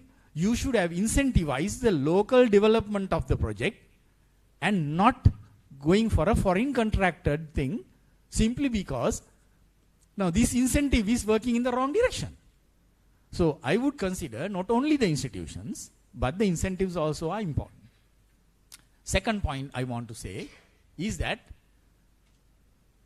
we have had, Dr. Lloyd knows better than I do because he went through the system. I joined the National Planning Department much later and the Director General is here. You can have the best horse, but if you are not using the horse, it's just an overhead plus the horse is going to get redundant. Now what happened to the National Planning Department is not that they don't have capable officials, but National Planning Department is not being used in the system, simply. And there is no thoroughly done project appraisal process. Why? Because such project appraisal process is not needed. The projects are coming from a cabinet decision. And cabinet goes and makes a decision and then the project comes in. And that may be the reason why there is no incentive given for the institution also to develop. There is no point. You don't need to have capable officials in the system because they are not used. Dr. Lloyd knows it very well, and I only saw the tail of it in the early 1990s, how effectively the National Planning Department intervened in project appraisal. And I have been a party in thoroughly appraising national projects in the Department of National Planning process. Whether we consider it a socialist model law, a capitalist model law, free market model or whatever it is, as was mentioned, planning is absolutely necessary. It is true that planning is not everything, but I would say planning is a large part of the good governance and paving the path. What has happened is, now we don't have even a ministry for planning now, because planning became a bad word in our system. They just got rid of the name of the ministry also. They are so against the name of planning. I think this is a crime. Planning is absolutely necessary. Even at home front, we need planning. If you are spending something where you expect benefits, maybe over one single meal, maybe for next day, still you need planning. Now here we are talking about systems where planning is not necessary, where you spend money, the benefits are accrued over a period of 10 years. I think this is a crime. The third point I just want to finish off, I want to mention regarding this conflict of interest thing, which is a very important issue. The conflict of interest is there from top to bottom in our system, in public administration, in legislature, in the cabinet, everywhere. I am educated in France. French is a presidential system. The beauty of it is that if a minister is appointed from the French parliament, the president can appoint a minister from French parliament, he loses the parliamentary seat, because you cannot wear both legislature and executive hat together at the same time. Because legislature is to check the executive. Now here, we on the first day we make an executive decision in the cabinet, and next day you go and sit in the parliament and vote. I mean, that is the biggest conflict of interest that we can talk about. If you have separation of power, executive and legislature, might as well executive do executive functions and legislator does the legislation function. Let the executive be a kind of a respondent in front of the parliamentary judiciary. Parliament is the judge there, and Parliament is keeping the check of the executive. Now that system is not there in Sri Lanka. Now these are points that, I mean, just in the top place, but even below, as very correctly mentioned, why should the ministers go and run the establishments? Now the first point is that all our acts say the minister appoints boards. Now can we, rather than talking about big restructuring, reforms and all, get the ministers' powers of appointing the boards? If you want meritocracy, the first thing that you should do is pass an act saying that ministers cannot appoint the boards of the state-owned enterprises. You may be talking about reforming, restructuring and all these nonsense. The first thing to do is to put the meritocracy in the SOE management. Now we don't do those things. So I think there are many other things. I don't want to take your time. Thank you very much once again for initiating this discussion. මීට වඩා ගොඩක් දේවල් තියෙනවා මේක ඇතුලේ කතා කරන්න. So let's probably go forward. And National Planning Department, strengthening it and putting it at the right place is an absolute necessity. I agree with Dr. Harsha that though Indian model may not be the perfect model, it is a model that we can even consider in pursuing from now on. Thank you. Thank you, Dr. Gunaruwan. Any other comments? I think I'm Kumarasiri, DG National Planning. I have to thank Professor Gunaruwan. He made a comment what the National Planning Department is required and why it is needed and importance for Sri Lanka. I'm being the DG National Planning. I will take few areas to highlight it. I agree with Dr. Lloyd Fernando. He started with 1980s, 1990s, what the National Planning Department does at that time. But now is not that strong as you mentioned. It's true. And Professor Gunaruwan just mentioned that why it is, what happened to the National Planning Department. the National Planning Department was the agency, institute, the capital development projects, fund allocation was done by the National Planning Department. Since I think 2004, it was taken out from the National Planning Department. And also, we had a macro planning division within the National Planning Department. It was taken out. And only now we are doing the review process and the appraisal process. That we are doing really, and that strengthening of National Planning Department is very much required, as others just mentioned, is required. The planning is needed, that everyone just highlighted, and we done a study for 4 countries very recently. ADB has supported us. The 4 consultants appointed in study in India, South Korea, Singapore and Malaysia. We studied development models in those 4 countries, and we prepare the model for Sri Lanka. It's with our website. We can share with everyone. You can look at it. Even I was highlighted very recently at the Parliament, even with the committee, and we share it. But are we looking at what is country needed? That's very important. Not for the political angle, not for the administrative angle, but country needed. That is very much required. I really appreciate a lot of emphasis given the importance of the national planning. Planning the word might, as he pointed out, maybe is allergic word, planning. Planning is needed. That may be a planning service is there. But we don't know. Government has created. But we have to have a reform in the government system or the administrative system or the public sector reform. It's must. We have to have a like Indian system, administrative system. But Sri Lanka is maybe mix of many, but we have to have a good system. And I agree with the Professor Gunaruwan. I had noted it.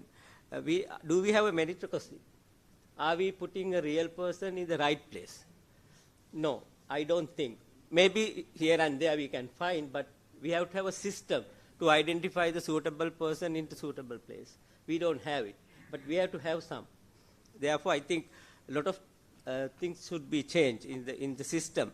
But are we having a efficiency and effectiveness in the system? And also the accountability and the responsibility. We don't have much. We have to improve ourselves. Therefore, I think the discussion should be needed to improve ourselves. And I agree with Mr. Malia, the implementation is lacking. We are very much lacking of the implementation. We are doing it, but it is lacking. We are not doing much implementation as we needed. And also the review and the monitoring. We have a department at the Treasury. They are doing, but from the ground level to the national level, we have to have a good system in place to monitor the existing implementation and the policy implementation. Therefore, I think we have to revisit all the system. I think I really don't understand. Dr. Lloyd Fernando just mentioned the National Planning Council and the National Economic Council. Is this 2 entities or 1 entity? You just mentioned, yeah, 1 entity, whatever. And I think we have to look at, but now the present government is now drafting a policy framework for 2048. Now, there's a committee. We have also given some observation to the committee. That will come to the Parliament through the process. And if all parties agreed for this policy framework, 25-year policy framework, whenever the party come to the power, that should be within the policy framework. That should be maybe good direction. If all the parties agreed for the country vision for 2048 with the framework, then all the party, whoever the party come into the power, they can implement whatever the area they are wishes. That's maybe come to the Parliament very soon. That was drafted already, appointed by the President few months before. I think sectoral planning and the national planning is hand in hand. That is must. I think is here. Sri Lanka is a very small country compared to other countries, and but even though we have national, provincial, and the district administration and the divisional administration, we have to look at carefully the planning, how it linked with the this provincial setup, the local government and all that, and also it should definitely, we have to have the overall national planning, and with that we can have a sectoral as well as the regional planning. I think this is what I want to share with you, and thank you very much for giving opportunity. Thank you very much, DG National Planning. Any other comments or issues? Yes.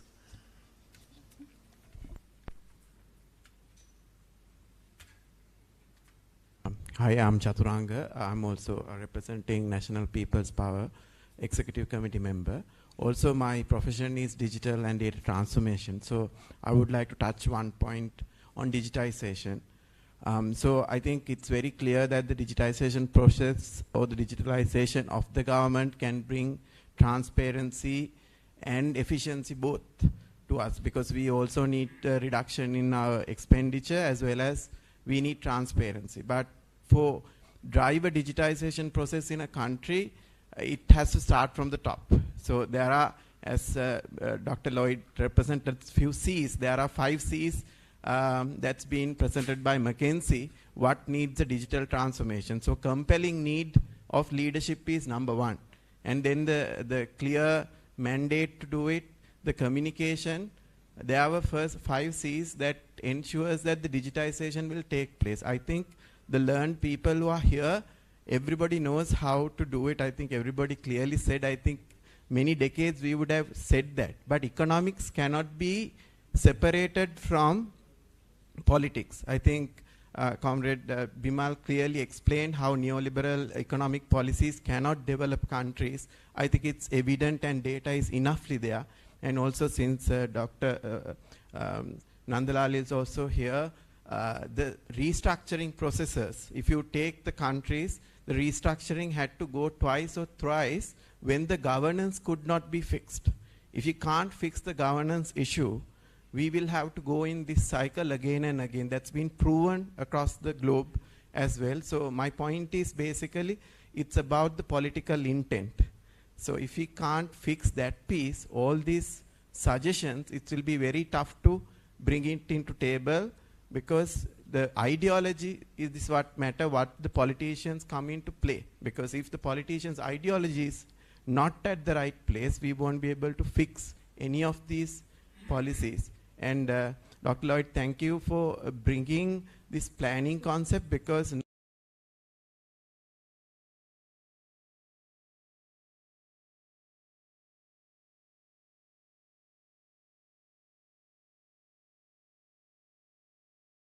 now in the society also, there's a big confusion between planned economy and economic plan. I think Dr. Harsh also said we really need a plan, because without a plan, we don't know where to go. Our children don't know what to do in future.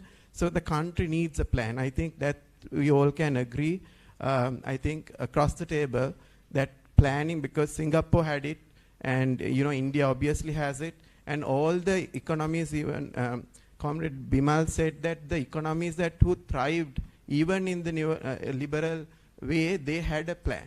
Because without that plan, there's no optimization of resources. I think that's something we can commonly agree, and thank you. Thank you very much. We are running short of time. We can take 2 more questions, please. If you don't mind, just a very quick intervention. There's a new piece of legislation that we approved at the committee, and it should come to the House soon. And that is a parliamentary budget office. And that brings in a sense of governance in that, suppose somebody says, look, this is what we are going to do. It's in the manifesto. And that can be questioned. For instance, somebody can seek an explanation from the parliamentary budget office as to the expenditure that would be incurred to implement the proposals in this manifesto. So that brings in a very sort of a tight, objective analysis of what politicians may say before elections. I will do this, I will do that. Okay, fine. Then the general secretary of that political party can request the parliamentary budget office for an analysis. And then once that comes out, other political parties, others in the fray can say, look, where is the revenue to implement this manifesto? Then they will have to say, look, this is how the revenue is going to come. I'm going to increase taxes by so much. I'm going to privatize A, B, or C and raise revenue by so much, whatever it is. I'm going to print money by so much, whatever it is. So I think that's a very progressive piece of legislation that will come to clearly address these issues that we are grappling with for the longest period of time, because like Chaturanga also says, politics is very much part and parcel of the economics, right? He and I may not agree on everything, but there are certain areas that we do agree on, right? And this is something I think we should all support. Immaterial of what our political sort of ideologies are, because that would steer the discourse, I believe, in the right direction into the future. Thank you, Dr. Harsha. Yes.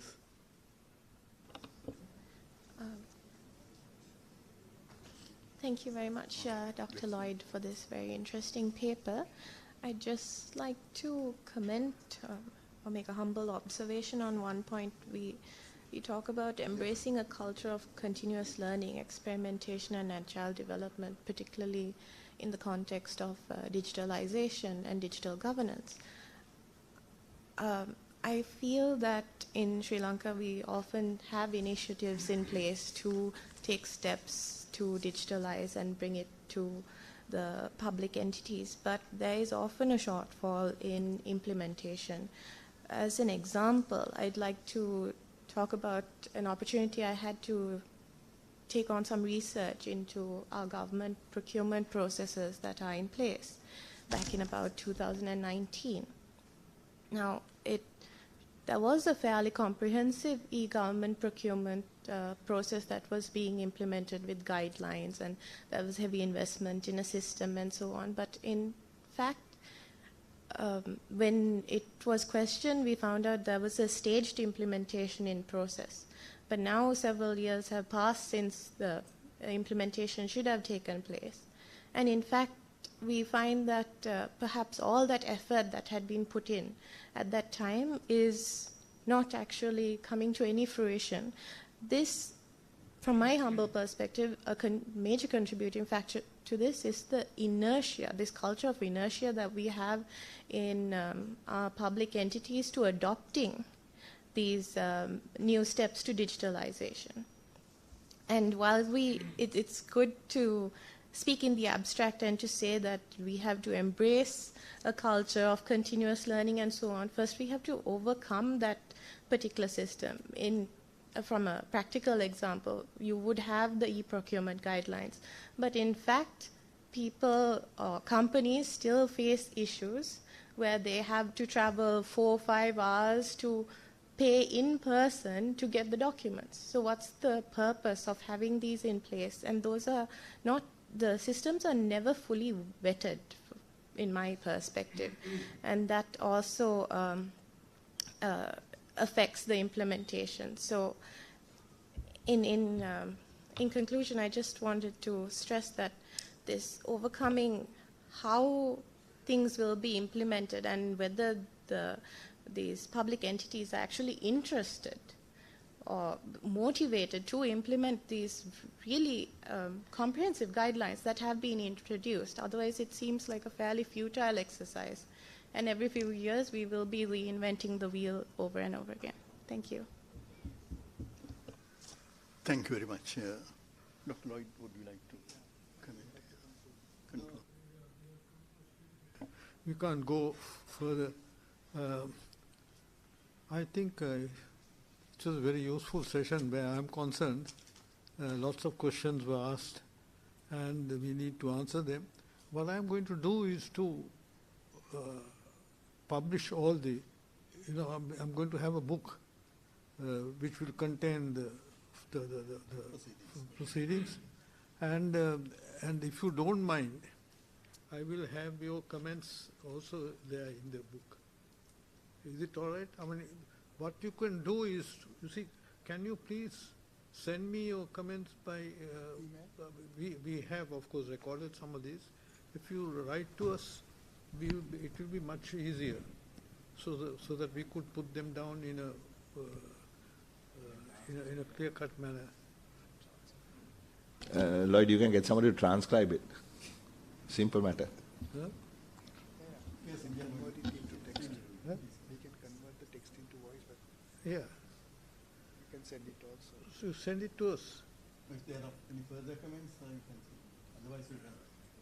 Then we can put all these things together. And I will also revise my presentation. I think it was very useful session, but Ranjit, I see you now.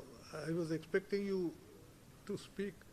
Ms. Ranjit Veerasinghe was with the Asian Development Bank and has a lot of. Now the time is running out, is it? Shall we give him 5 minutes? Yes, if you Just want to say something. Thank you. I was listening. I'm of that age that it's a little difficult for me to make very constructive suggestions. But I think the discussion was very interesting, Lloyd. But I mean, what I will do is I'll come and see you and put a few thoughts together on this, yeah, as to how we can proceed further, yeah. Okay.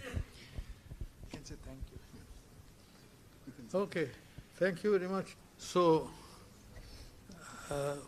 can you please write to us and let us know your views so that we can incorporate them? And very useful, comments are made. Not that I agree with everything. There was some misunderstanding. I can correct those, you see. It will be, you see, because, you see, this is a part of the educational process that we want to follow. People must know these things. You see, if they are to elect a proper government.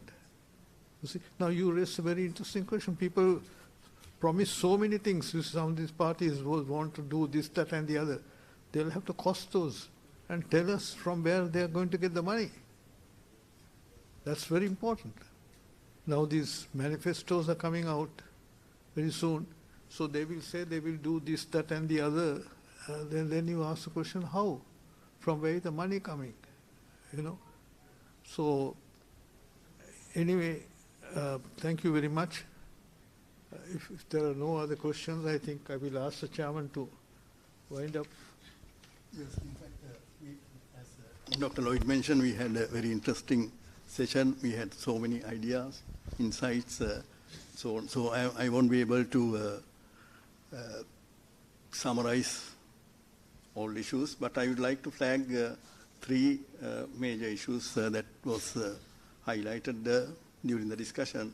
One is the separation of powers between the executive and the legislature. Of course, we have witnessed the danger of having a very powerful executive in the recent past. With two examples. One is the banning of chemical fertilizer and also withdrawal of taxes just after the elections in 2019. So irrespective of political parties, I would like to agree with that proposal. And also Honorable Iran Vikramratne mentioned about ethics and conflict of interest, all these matters. Secondly, I also agree with the comment made by many regarding the national planning. Of course, national planning is necessary, as I stressed in my earlier presentation. We are facing this crisis since we didn't have any national planning. Since the mid-1990s, the national planning was collapsed or destroyed, practically. So that is what has happened. So national planning is important to maintain resource balances in the economy, particularly fiscal balance and balance of payments deficit. And finally, I would like to highlight the relationship between economic management and politics. Of course, political parties have their own objectives. They have to satisfy their voters, so they offer various handouts and welfare benefits. So that may not be the ideal in many instances. So it is called a time inconsistency problem in economic jargon, time inconsistency. Because when you offer something now, but it will lead to a disaster. That is what we are facing today. Suddenly the government withdrew or abolished taxes in 2019, and now we have a huge fiscal deficit, which has led to debt unsustainability as well as debt restructuring. I think Dr. Nandlal Veerasinghe is working on that, so he has become a victim. Again, I must say, I was in the central bank, so I sympathize with him. We work together in the central bank. So we cannot separate economic management from politics. So we have to, of course, politics is important, and economic management is also equally important. So the one idea of having the central bank act is to blend these two contrasting objectives or contrasting dimensions. That is one. So that has to be supplemented by reinforcing the Fiscal Responsibility Act. Some of the lawmakers are here. I hope they will strongly support that. So those are the three basic issues. We can go on like this. So we had a very interesting discussion. I hope Dr. Lloyd will incorporate all these comments and issues, questions in his book. Thank you very much for attending this session. Thank you very much, Professor Kolomage. In closure of today's intellectually stimulating and thought-provoking discussion, which is the very premise of the Sri Lanka Innovators Forum, I would like to invite Mr. Lasitha Devendra, our CEO, to give the vote of thanks. Thank you very much.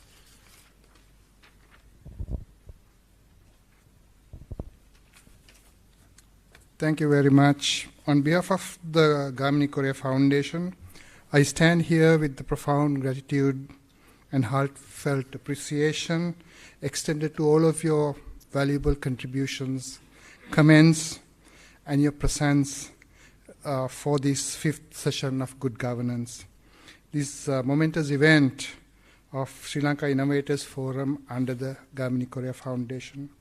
Our sincere appreciation goes to Reverend Vimalaratna, esteemed panelist, the VVIP guests, members of the Parliament, academics, professionals, heads of corporates and government institutions for your valuable expertise, and we look forward to your valued contribution to make this event a success.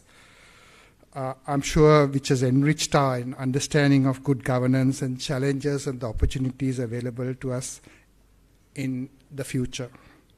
It is noteworthy to state that the inauguration of the SLIF was on 24th of February this year under the patronage of Honorable Prime Minister Dinesh Gunawardena, who supported this wholeheartedly and supported again by the Sri Lanka Economics Association, National Science Foundation, Diplomatic Corps, NGOs, and several other government institutions, private sector, supported by the private sector organizations.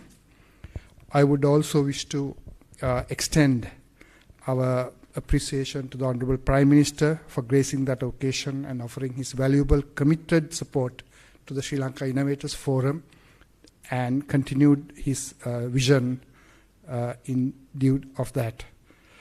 I would finally like to appreciate our chairman of the foundation, Dr. Lloyd Fernando, for his insightful paper on good governance, which laid thought-provoking session behind this project, which is, I think, very timely. His comprehensive knowledge in good governance and practice of good governance will definitely help our country to go forward. So we would also like to extend our appreciation to Professor Kolamage, who took the session chair and guiding the discussion and fostering constructive environment for a meaningful discussion today.